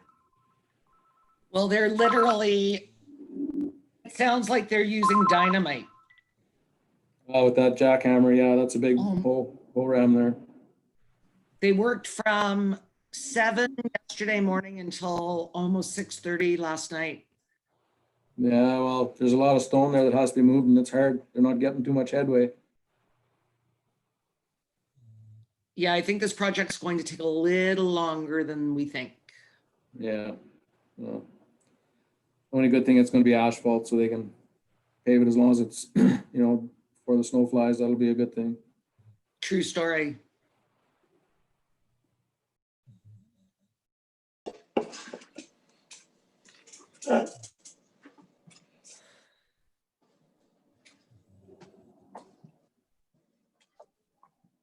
Hey, Brent. Hey,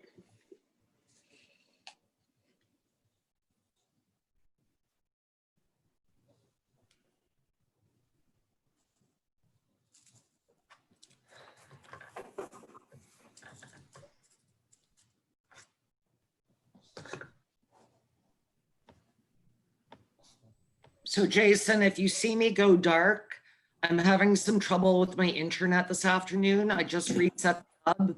I'm here and I can see everybody, and I'm not trying to be rude, but I freeze up sometimes.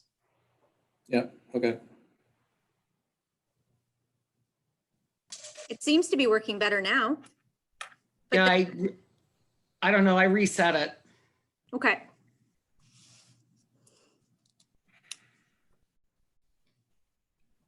I bet you Tim's coming back with food. I see Brent did. oh, I had some 5-year-old Balderson quickly there. Favorite. Yeah, we're cheese people, so like my fridge always has like halloum in it, or Balderson, or smoked applewood cheddar. Oh, yes.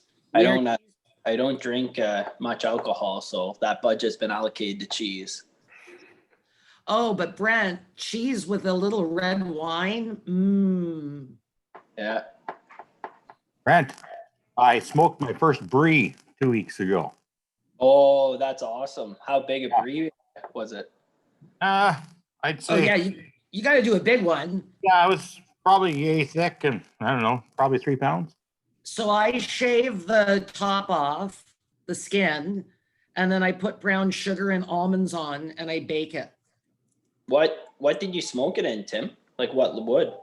Oh, I use mesquite for it to, sometimes I use ironwood, but I like using mesquite a lot because it's very delicate. It's not a real pungent smoke. So I like to use mesquite quite a bit. I've done ironwood jerky before. Like just it's different. Ironwood is readily available. I did chicken wings the other night with ironwood. They actually turned out really, really good. So. Welcome to Bonnechere Valley's cooking channel. Hey, I've been putting a lot of hours in on the pit there lately. So absolutely, with everything going on this summer. And also with the lack of lump charcoal in the vicinity, I've resorted Dave, to to Dave fight? found lump charcoal at Home Depot. Okay. I just couldn't stand the smell of the other stuff. Hmm. And you can taste it in the food. See, I always light just with, a lot of times I use just a propane torch to light. I don't use any fuels most of the time, just a propane torch. Get Right. things going so you don't have any off flavors. Use a tiger torch, Tim? Is that what Yeah, you said? any kind of torch, yeah. It all depends who's coming to tire, if you like the people, you know. Kevin just texted me and he forgot to mention about the COVID testing that's there tomorrow. Oh, okay. It is on our Facebook page, but just in case anybody's watching and concerned for somebody that it is there tomorrow. I think I want to say it's 9 till 2 and 2 to 5, but it is on our Facebook page. I'm gonna look. 9 till 12 and 2 to 5. Is that what I said? No. It's on our Facebook page. Yeah, Sandra's nodding. She's nodding or in a disco. 9 to 12 and 2 to 5. Okay, yeah. 9 But to you 12. have to schedule your appointment. Oh, okay. So might be too late. Okay, so do you want me to just do, before we do Jason, do you want me to do a little public service announcement? Yeah, if you want. I mean, we're still live now, so. Our cooking show and everything. I'm glad that our viewers get to hear about how we eat brie In Balderson. and Balderson. We You should are get free stuff at the office for that, like free promotion. I guess we're not allowed. That'd be against the code of conduct. What am I saying? I'm hungry. I now I want a baked brie. Oh, Jack's back. We're just waiting for Merv to come back, but in the meantime, I will do this as a public service announcement that there is COVID-19 testing at the Eganville, not in the Eganville Arena, at the Eganville Arena tomorrow, Wednesday, the 23rd of September, from 9 to 12 and 2 to 5. They want you to call the Renfrew County VTAC at 1-844-727-6404. And you have to bring your health card and proof of address. You must wear a face covering and arrive at your scheduled time, please. I also, this is being done by our Renfrew County paramedics, and I want to give a huge shout out to Chief Nolan and his team. In Premier Ford's announcements today, he gave a shout out to Chief Nolan twice. Our paramedic service was dispatched to Ottawa to help out with testing down there.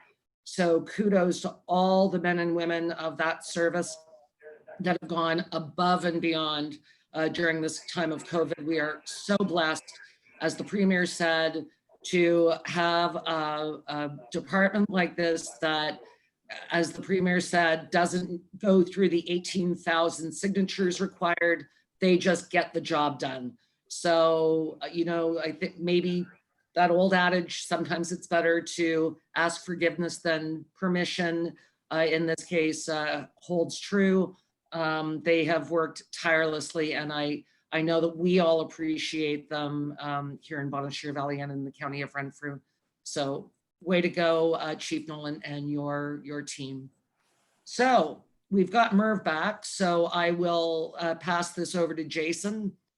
Jason apparently is taking a note out of Daryl's playbook and has just done a one-page report. Short and sweet.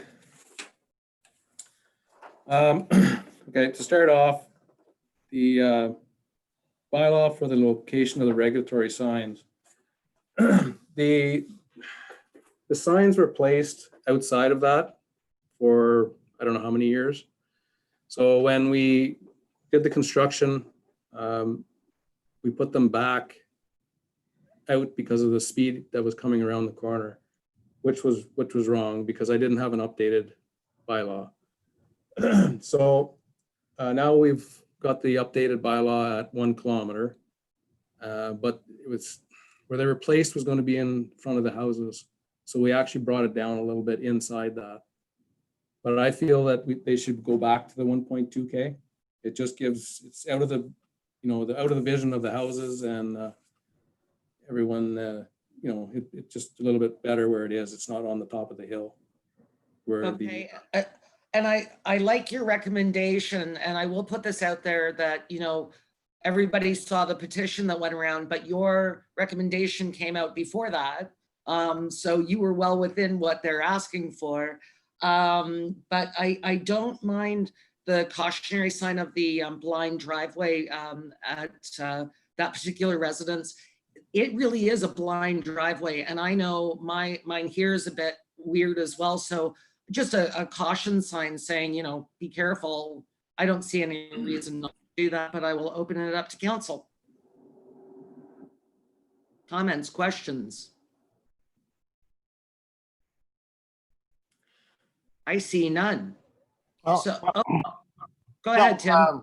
So the other day, I got thinking about what all unfolded on this whole topic, and I don't know if it's, I know it's a fairly big concern in my ward right now, and there was a fairly substantial petition, from what I gather, that we got, when was it, just yesterday or last night, about keeping the bylaw at 1 kilometer. I'm all right with that. As far as it goes with the corner and the, I come from Cormac Road to Eganville via Silver Lake Road and Augsburg Road, and there are many entrances and driveways that are on a blind spot or corner. And one thing that I want to say going forward is, just because we improve a road to the state where it's not taking your vehicle apart doesn't translate to having to change signs or add more signs or whatever.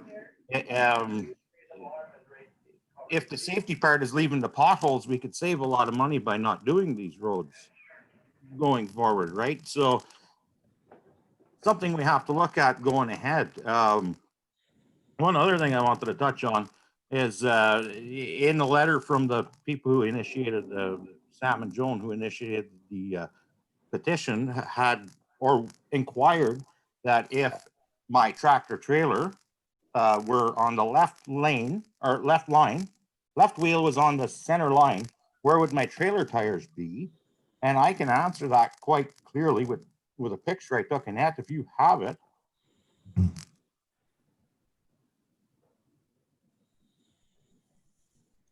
Are you going to show us that picture, Tim? Yeah, please.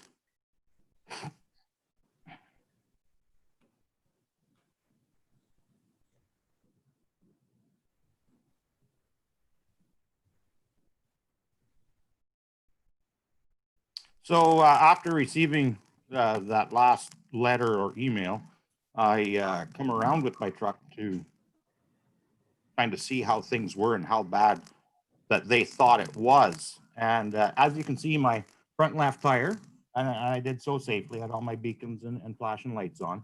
It's between 6 and 8 inches away from the yellow line there. Okay, so there's lots of room for my mirrors and everything there. And go there, and I still have at the back wheel, now I'm 71.5 feet long. I have a spiff truck. It's a 244-inch wheelbase tractor with a 48-foot trailer, and there's still 8 inches of road left. So the complaint that the road was too narrow or that it was insufficient is totally inaccurate, because in the big bad world of driving a truck, when you have almost a foot of leeway, that's almost like a ball field in regular terms, right? Because where I drive in the bush and stuff, you don't get those excess amounts. So there's more than adequate room on that corner. So just wanted to clarify that. But anyway, well, going back to the rest of the conversation, as I stated, even in the last council meeting, changing 50 zones and expanding them, I'm really not for, without really good solid evidence supporting so, either traffic studies or whatnot. When we do smoothing a surface out, traffic does tend to increase in speed for a little while, but it eventually goes back down. And I'm really not too much in favor of changing our bylaw to anything beyond what it was prior to. Just because we move a road smoothing it does not mean that we should change anything else. Thanks. So if I may, Jason, I thought your recommendation was only to remove it from somebody's house, basically. Yes, it would be placed pretty much right in front of Neitzel's house, between there and like in between there. So that's what the reasoning was. We, previously why it was put out at the 1.1 or 1.2, somewhere there in between the two, just to get away from the houses and the driveways. Just for aesthetics more than anything. Yes, yes. All right. Anything further from council?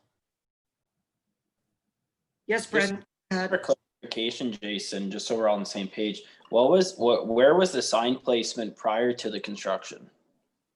It was at around the 1.5, somewhere 2 there, that area.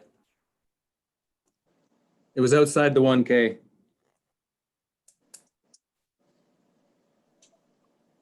And then we're putting it back to the exact same spot it was before then, or?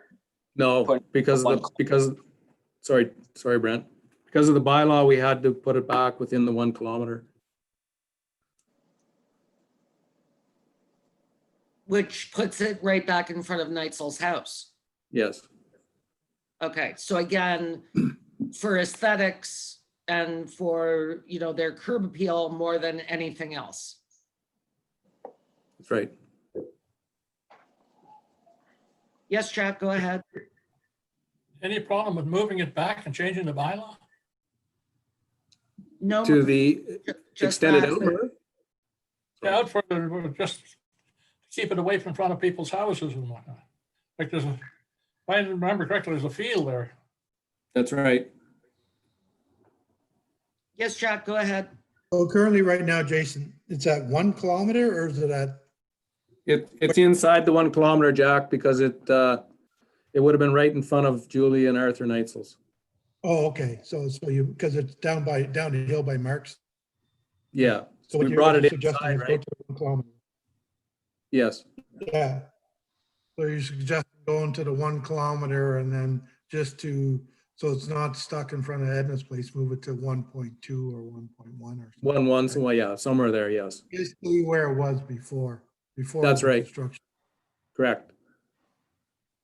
And what's the consensus for the corner then? Are we just leaving it as it is or what? Or what are we gonna do with that? I might. Sorry, Jack, go ahead. Well, I know, I'm just wondering where, there's been some ideas thrown around, and so what are we doing? Are we leaving the corner where it is, or, because Tim just after said there's lots of hidden corners, so what are we doing there? Like, what's the consensus with council? That's all I want to know. What I'm saying and what I think I showed by the photos there was I'm happy with the corner, and I think there's more than adequate room to get around with any vehicle that's within the motor or the Highway Traffic Act. So I don't think there's anything wrong with our corner. And as far as it goes, after seeing the petition, if the people want to keep the regulatory sign where it was, well, that's fine as well, right? So I don't know if there's really any issue at this whole table right now, is there? I totally and completely agree with you. I don't think that there's a problem. I think that it's very kind not to have it right in front of somebody's house. And if that means changing our bylaw to move it, 100 yards, 200 yards, or meters, sorry, I don't see any problem with that whatsoever. And if Jack's saying that there's right, because it was in a field before, correct? Yes. I have no issue with this. I would just ask for some nods from council or some shaking of heads. Yeah, I agree. Thumbs up. Thanks, guys. I thought you move it back to the field where away from the houses and slow it down before they get to the houses. If there's no objection to that. No, I think we have consensus, Jason. We will make this bylaw happen.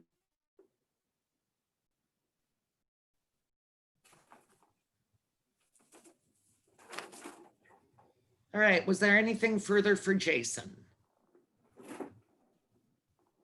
Yes, Merv, go ahead.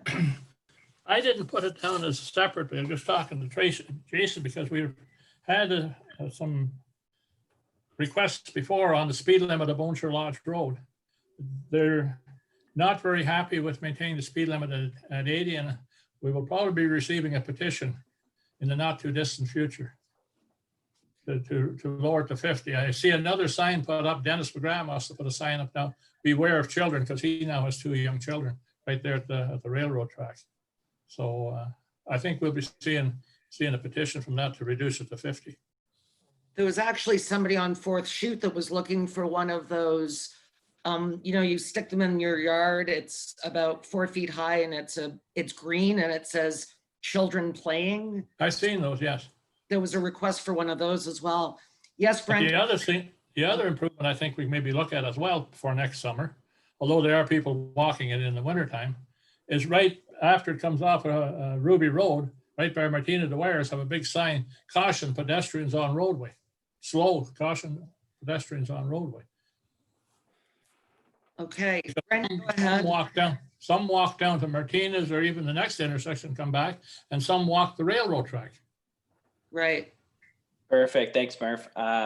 No, I just 2 things just for pertaining, just keep moving the radar sign around pretty much. If people are going to be putting in petitions, well, we need the numbers to support being an 80 or 50, because last time we had it on the road, there was no concern, and that's coming from the sergeant himself. But Jason, secondly, I just want to, I'm appreciative just you putting on Mill Street, the radar sign, especially we moved the bridge just because some of the residents were concerned with speeding. So that definitely is going to help alleviate some of the concerns of the heavier traffic.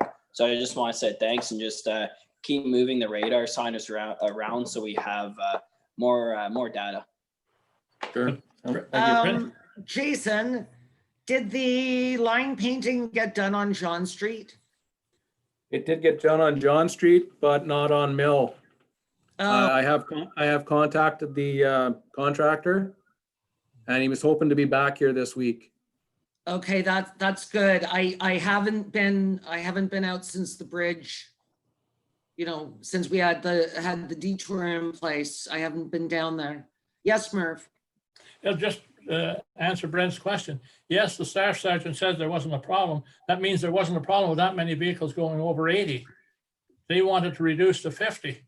That 80 was too fast on this piece of road with a number of people and families with children in a stroller and whatnot.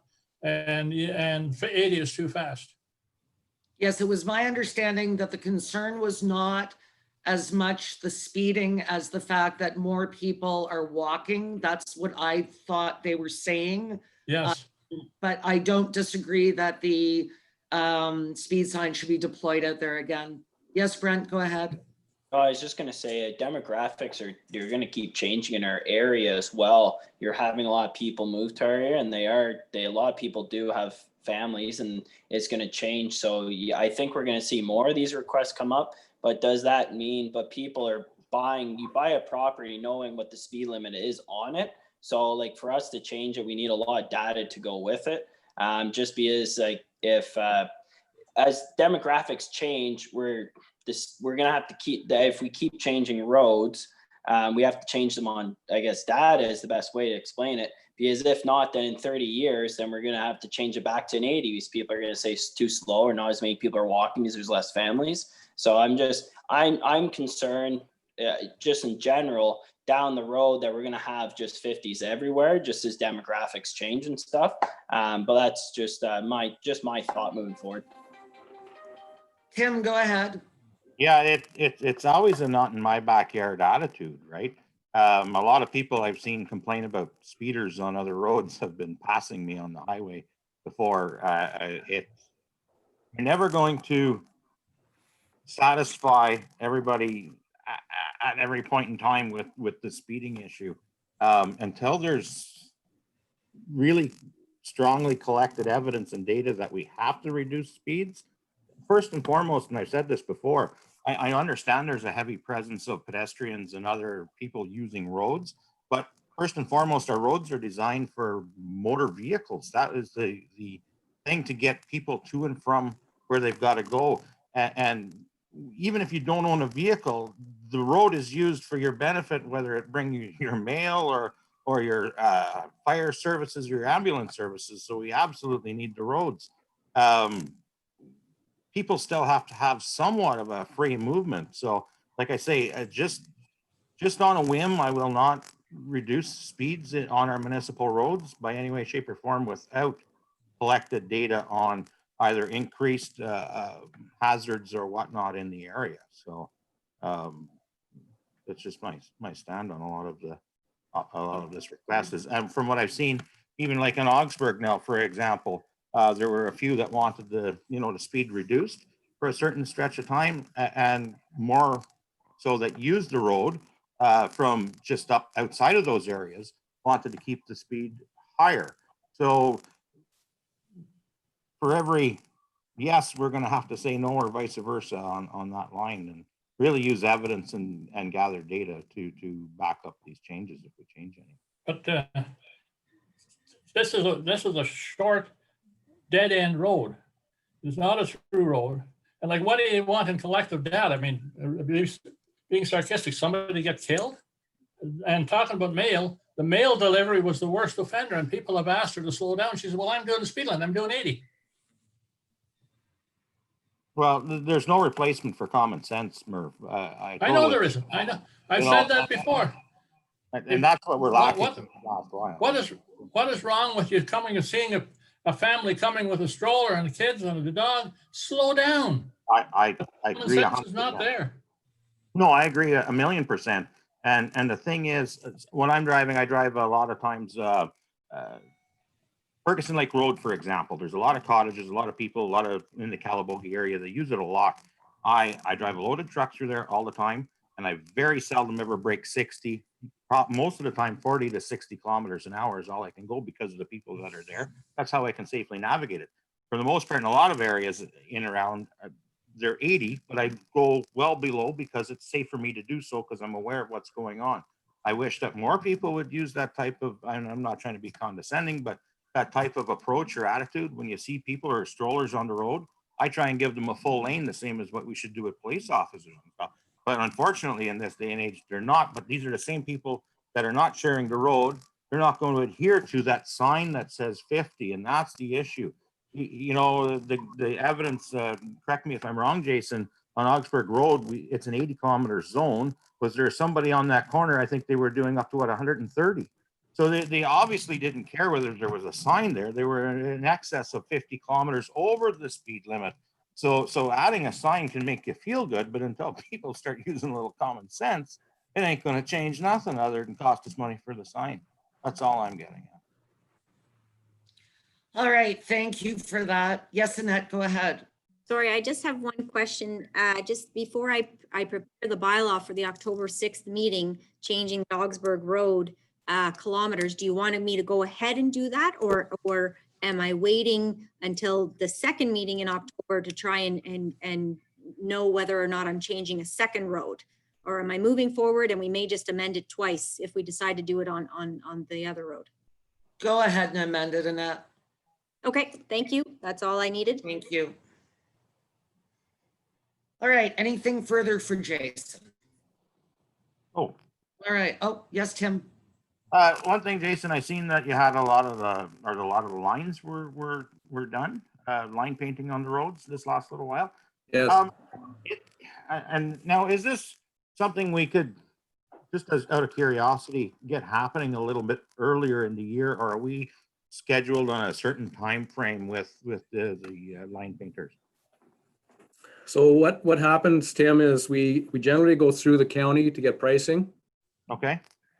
As you noticed, the connecting link was done a lot earlier than our side roads and stuff, like our secondary roads, sorry. And they pretty much have to do their main runs first, and then they'll work into the secondary roads.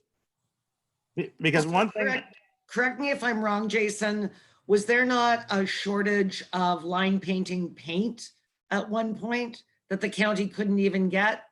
Because I had once asked Lee Perkins, does the center line have to be yellow under the Highway Traffic Act, or could it be pink? Or you know, could it be a different color? Apparently it has to be yellow.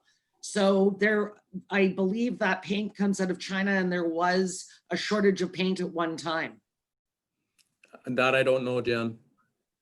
But it kind of a little pet peeve of mine. We only get really good lines on our roads for a month and a half before the snow is on them.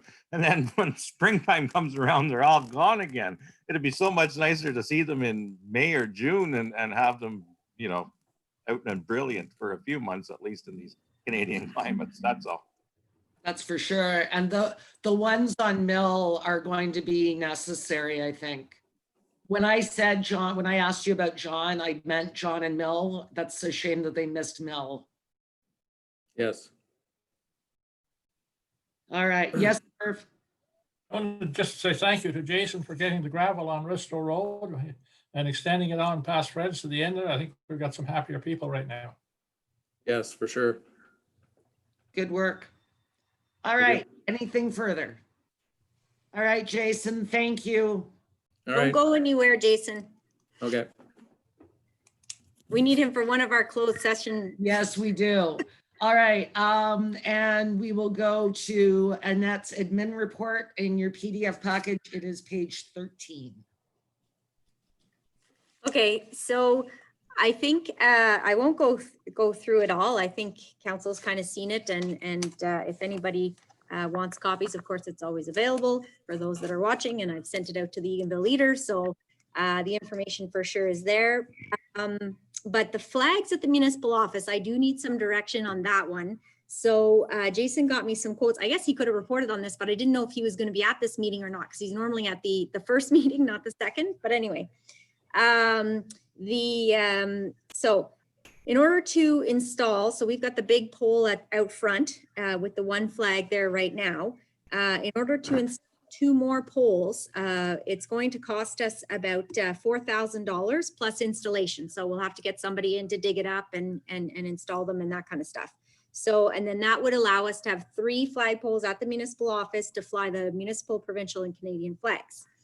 If you wanted to take away the one large flagpole that's there and install the flagpoles instead, you know, you see the ones that stick out from the building, we could do that. And that would be for all 3 of them, $300 plus installation. Now they are higher up. So in order to change those flags, I couldn't just call on you know, one of the staff members. So we probably have to change them twice a year. We already have the guy who comes in with the lift to change the banners on the poles, you know, twice a year. So I think we could sort of incorporate that into that. So just asking how council feels about that. Do you want to spend the money? Is it important to have the large flagpoles? I know they look lovely. They're worth the price, but are they worth the price? I'll leave that up to you. Or would you be satisfied with the 3 flags on the municipal building? So I just want all 3 flags on the municipal building. I don't care how we get it, but I think the cost savings is substantial. And I did note that I was actually in the tourist booth parking lot, actually with Jack, and note that the ones that come out from the building wrap around. But then Jack noted that the ones in Centennial Park were doing the same thing. So it didn't matter one way or another, correct, Jack? You're on mute. Well, that's correct. The ones over, we could see them in Centennial Park. 2 of them are wrapped around poles too. So it's not going to fix the wrapping one way or another. And that is something, it makes me crazy when I see those flags wrapped. Brent, you You'd have to have one the size of Irving's, but wouldn't wrap around. maybe we can buy a heavier flag with the savings. I don't know. or toggles. Maybe. Go ahead, Brent. Yeah, I was just saying I'm good with the $300 installation. Say it can always be amended or changed down the road, but I'm really comfortable with the $300 installation on the building. Okay, so this is something that I brought up to Annette because there was a contractor in years ago and they hit one of the flagpoles and it's never been put back up. And in my opinion, as a level of government, all levels of government should have our flags flying proudly at our municipal building. And so, yes, Annette, I think it sounds to me like the 3 off the building will work. Fire department does have a nice tall ladder if you ever need that. Okay, and you're not worried about the county flag too, right? Like, we're not looking for 4 flags? We're still representing 3 levels, municipal, provincial, Canadian. I'm throwing that out before we get the 3 up and then that comes up. I'm good with 3. I don't think anybody has the county flag flying except the county. No, because they're an upper tier, but we're still the same, like, we're the same level. We're not the same level, but we are the same level, right? Right. It's not like they're above us. Yeah, so. Okay. Tim's laughing. Go ahead, Merv. I know there's a great difference in cost, but I still think 3 flagpoles look more professional. I mean, yeah, you're talking about wrapping around. Yeah, I got a flagpole here, and depending on the way the wind blows, it wraps it around. The next time the wind blows, it unwraps it. So Mhm. to me, it's not a big deal. But and with the poles, a staff member can come out and change it. There's no problem. Lower it, put a new one on if it's torn or ripped or faded. I don't know. I like the idea of the poles. It looks more professional. Yes, Tim, go ahead. Well, I love to see the Canada flag on a pole, especially if it's a government building. I agree with Merv. It's something we should really take pride in, and if we got to hold that up a little higher, so be it. You know, that's something that we're all trying to keep going in the right direction. So yeah, if the flag's got to go on poles, I'm all right with that. Jack, you had your hand up? Well, it's, the problem is, where are we going to come up with the extra cash to do this, right?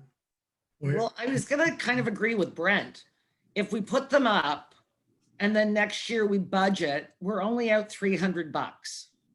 And could those arms, are there other places in the township that the arms are getting worn out, like the tourist booth or the arena, that they could be reused if we budgeted for the proper flagpoles?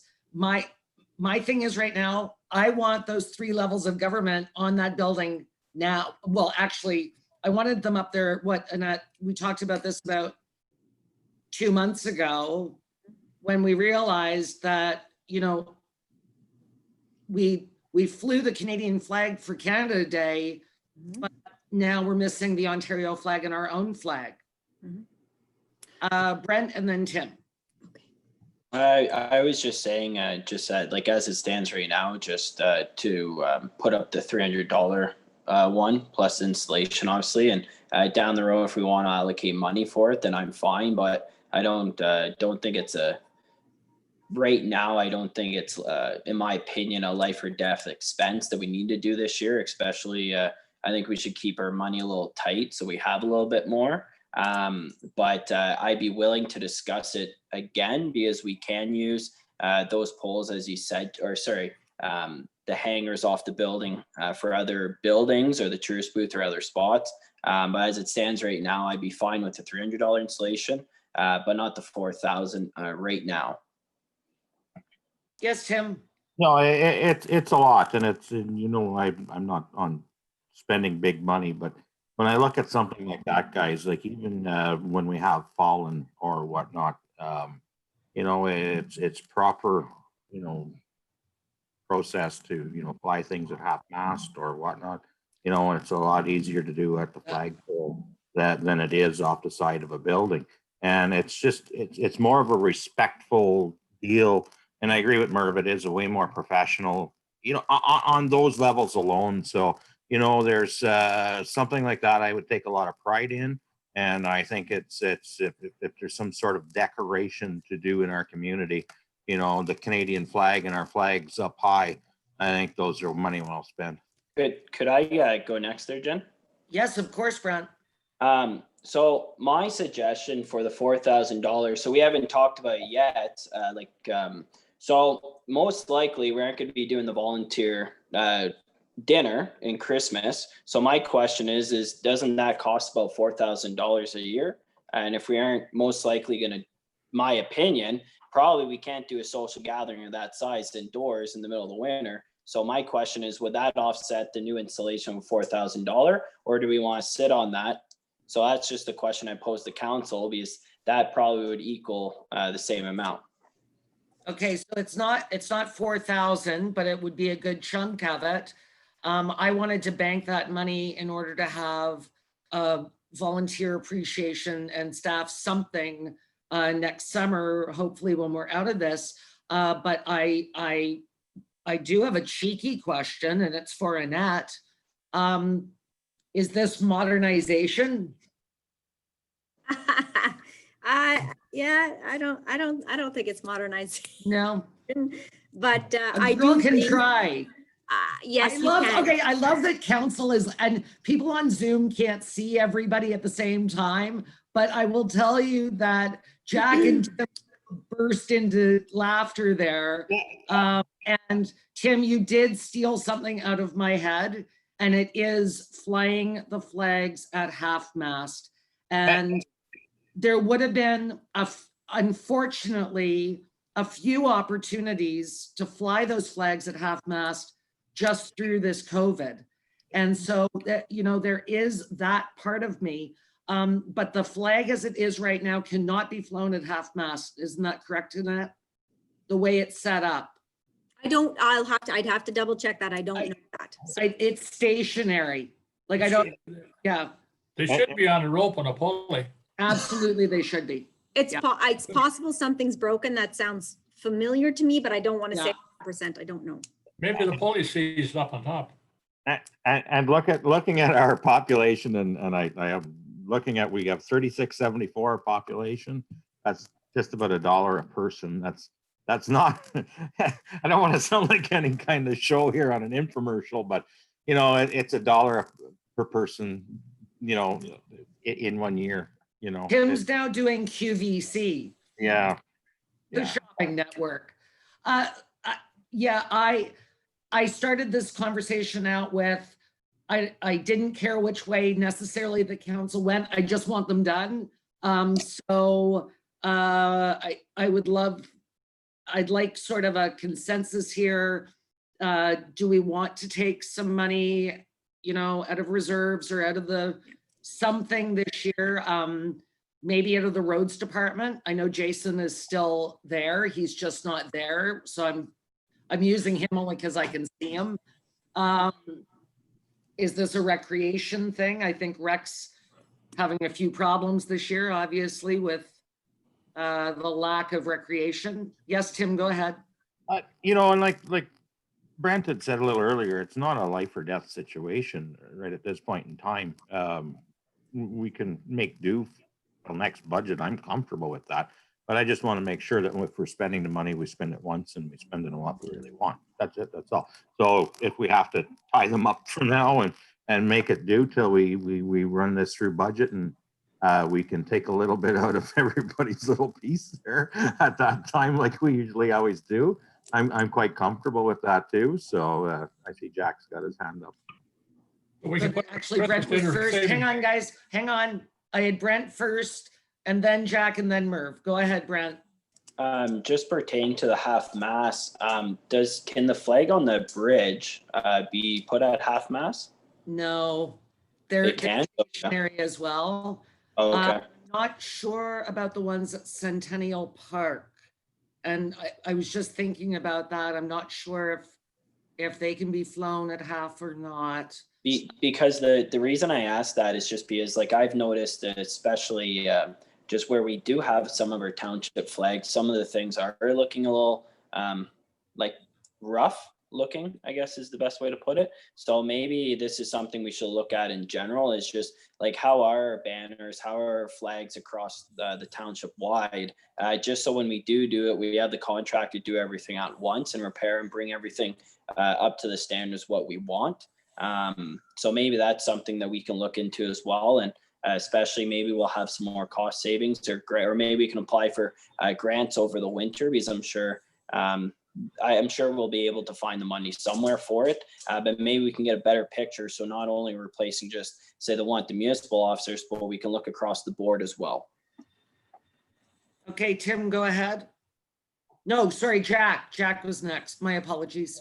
Yeah, the only thing I was thinking, I know we had some money set aside for budget for in our training and stuff, because we weren't doing, did we use that all up? Did we allocate all that money? Do you mean our training, Jack? Our training and stuff, because we had some money left in there at the budget. I don't know. I thought we had some still in there because of the COVID, we didn't do any of that. So We cut that at budget. That was we one of got the whole the thing. things we made because it was so late. However, I will, I will say to you that there could be some funds in there. I can certainly talk to Dana, because I believe we had $5,000 budgeted for Taste of the Valley, which didn't happen. And this sort of is, I think we could make a community development sort of a play on this for sure. I know that's where we got the money from for the photography thing that came out of OVED. So there may be some money there in her budget and 4,000, and it might do it. So I'll just put that out there. I can certainly check with Dana, but I think there could be some funding there. And I think community development and flags, like that works. Absolutely. Why didn't you stop us at the beginning of this conversation? Oh, Annette. Sorry, Oh, Annette. I didn't think of it Annette. right off the bat. It just took me some time. I got there. Sorry. All right, so here's what I'm hearing from council. If we can find the money to do it this year properly, do it. Is that what I'm hearing? Yes, for me. Okay. absolutely. No, and Because- it would be so nice to see it up before, if we're doing it this year before Remembrance Day. Yeah. You know, I'd really like to see it. There's so many men and women died over the years to make sure that we have the right and capability to fly that flag, and it'd be a good contribution to make sure we have one up good and high. You guys have to get out of my head. Get out of my head. I was thinking of Remembrance Day too. I can read you like a book now, Jen. Hey. Hey, the body language wasn't there at first with the Zoom meetings, but you know, the more we connect on this here, yeah, we're flowing into it for sure. Well, and I love that Annette didn't shut us down over the break, so people got our cooking with Bonnechere Valley. I don't know. Like, stay tuned, people. You never know what could happen on these meetings. I could do the next one out beside the barbecue for sure. I need an apron though. I need an apron. Oh, we'll get you an apron. All Okay. right, Annette, I just want to touch on, before you go any further on, do we want to have, before I, sorry, emergency management meeting this week? Do we feel that we are in need of one? I'm getting crickets, so I'm going to say, Annette, we don't need one this week. Thank you for that. Okay, so I'll just quickly try and put highlights here for the rest. So the council code of conduct review. So we just finished the operational review. That's certainly one of the policies that Michael and David reviewed. I think council came up with a couple of changes that they wanted to make. So I put those amendments in, forwarded that draft around. If you have further changes or revisions that you'd like to make, let me know and I can bring it forward to the next meeting by bylaw. Or if you'd rather not change it at all, just review it and if you can let me know. My plan right now is to bring it forward at the next meeting. That's sort of the direction I've received from council, but if there's something different, let me know. No? Thank you for that. Okay, bylaw. So courts reopened September 14th. I've been in touch with our paralegal. She asked me to she's going to make a phone call meeting with me this week. So I have nothing else to report on that. We have some orders that we've issued for October 15th. That's proceeding ahead. There's been inspections. That is proceeding. So that's great. We did have to tow a vehicle the other day, unfortunately, with some illegal parking impeding traffic, and animal control continues to be busy. I don't know where the dogs are going, but who let the dogs out? They're out and they're being picked up, and that's sort of where we're going from there. Joint Health and Safety Committee, we did have a meeting. Sandra is chairing those now, and the reps have increased responsibilities, sort of as part of the consolidation of our municipal services officer, which is going quite well. So they're responsible now for tracking and organizing training and also the building inspections. So they've received all of those forms and been asked to report back at the November 23rd meeting to Sandra on how that's going. Now that budget itself was about approximately $12,000 a year. So one of the things that I talked about with the department heads is maybe reallocating that. There's 6 departments, like if you include the library and such. So maybe $2,000 per department if they're the ones that are having to pay for these training sessions now is clear to me, but some departments are bigger than others. So we'll have to work on whether that pie should be split equally, but that's sort of a proposal for next year.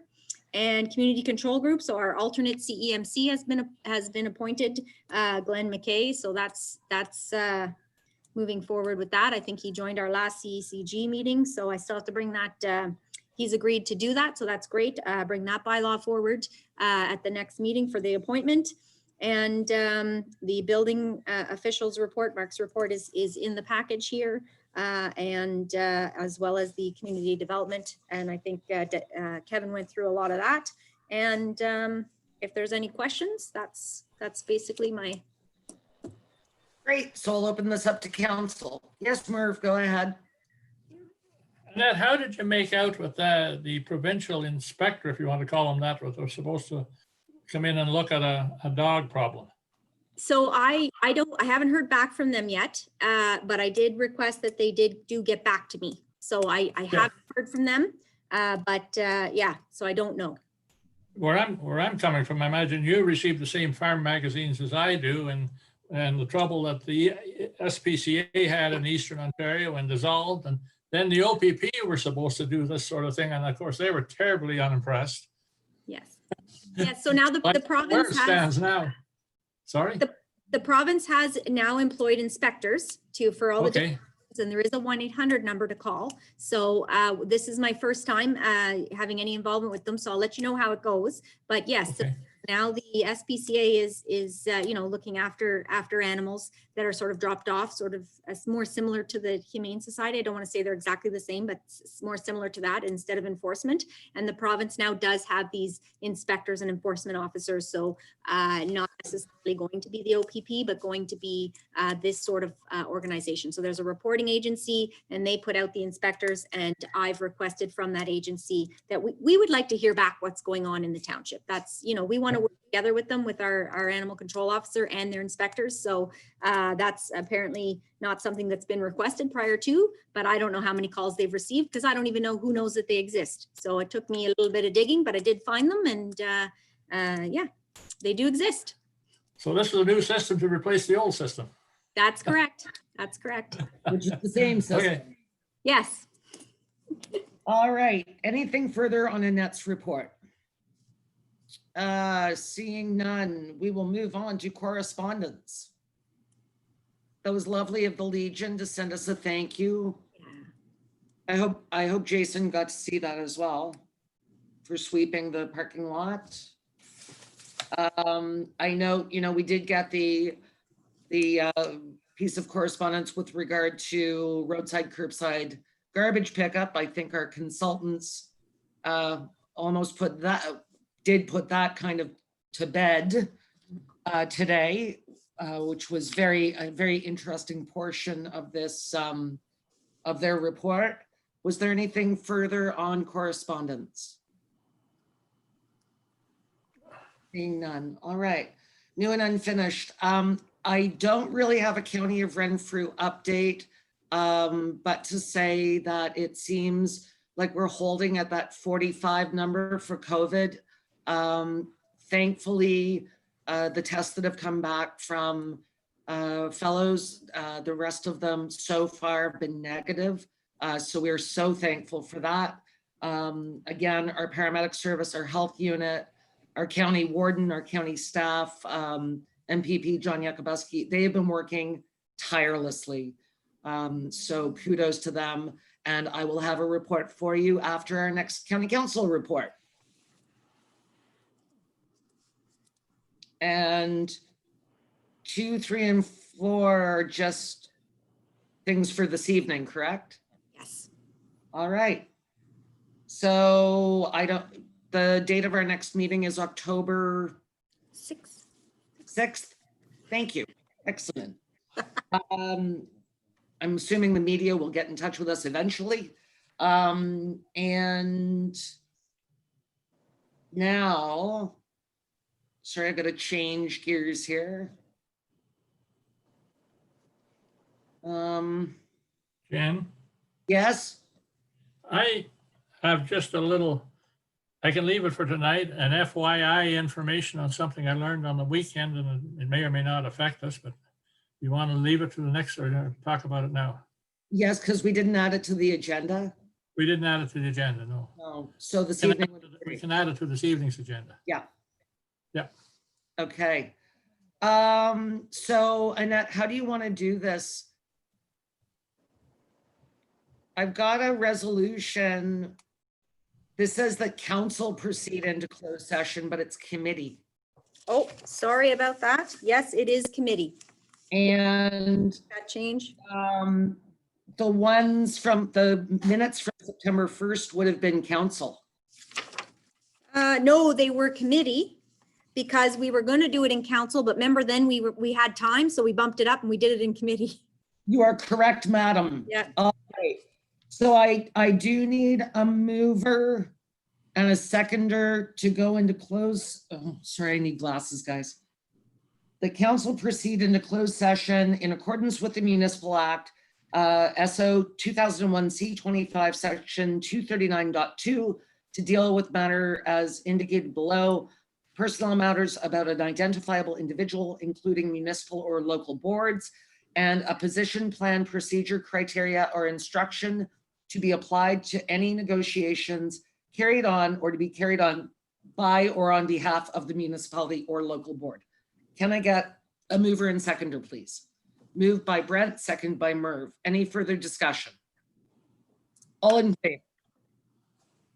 All right, so we are now in closed session. Annette, Bear with me 1 second. I'm going to take us off YouTube.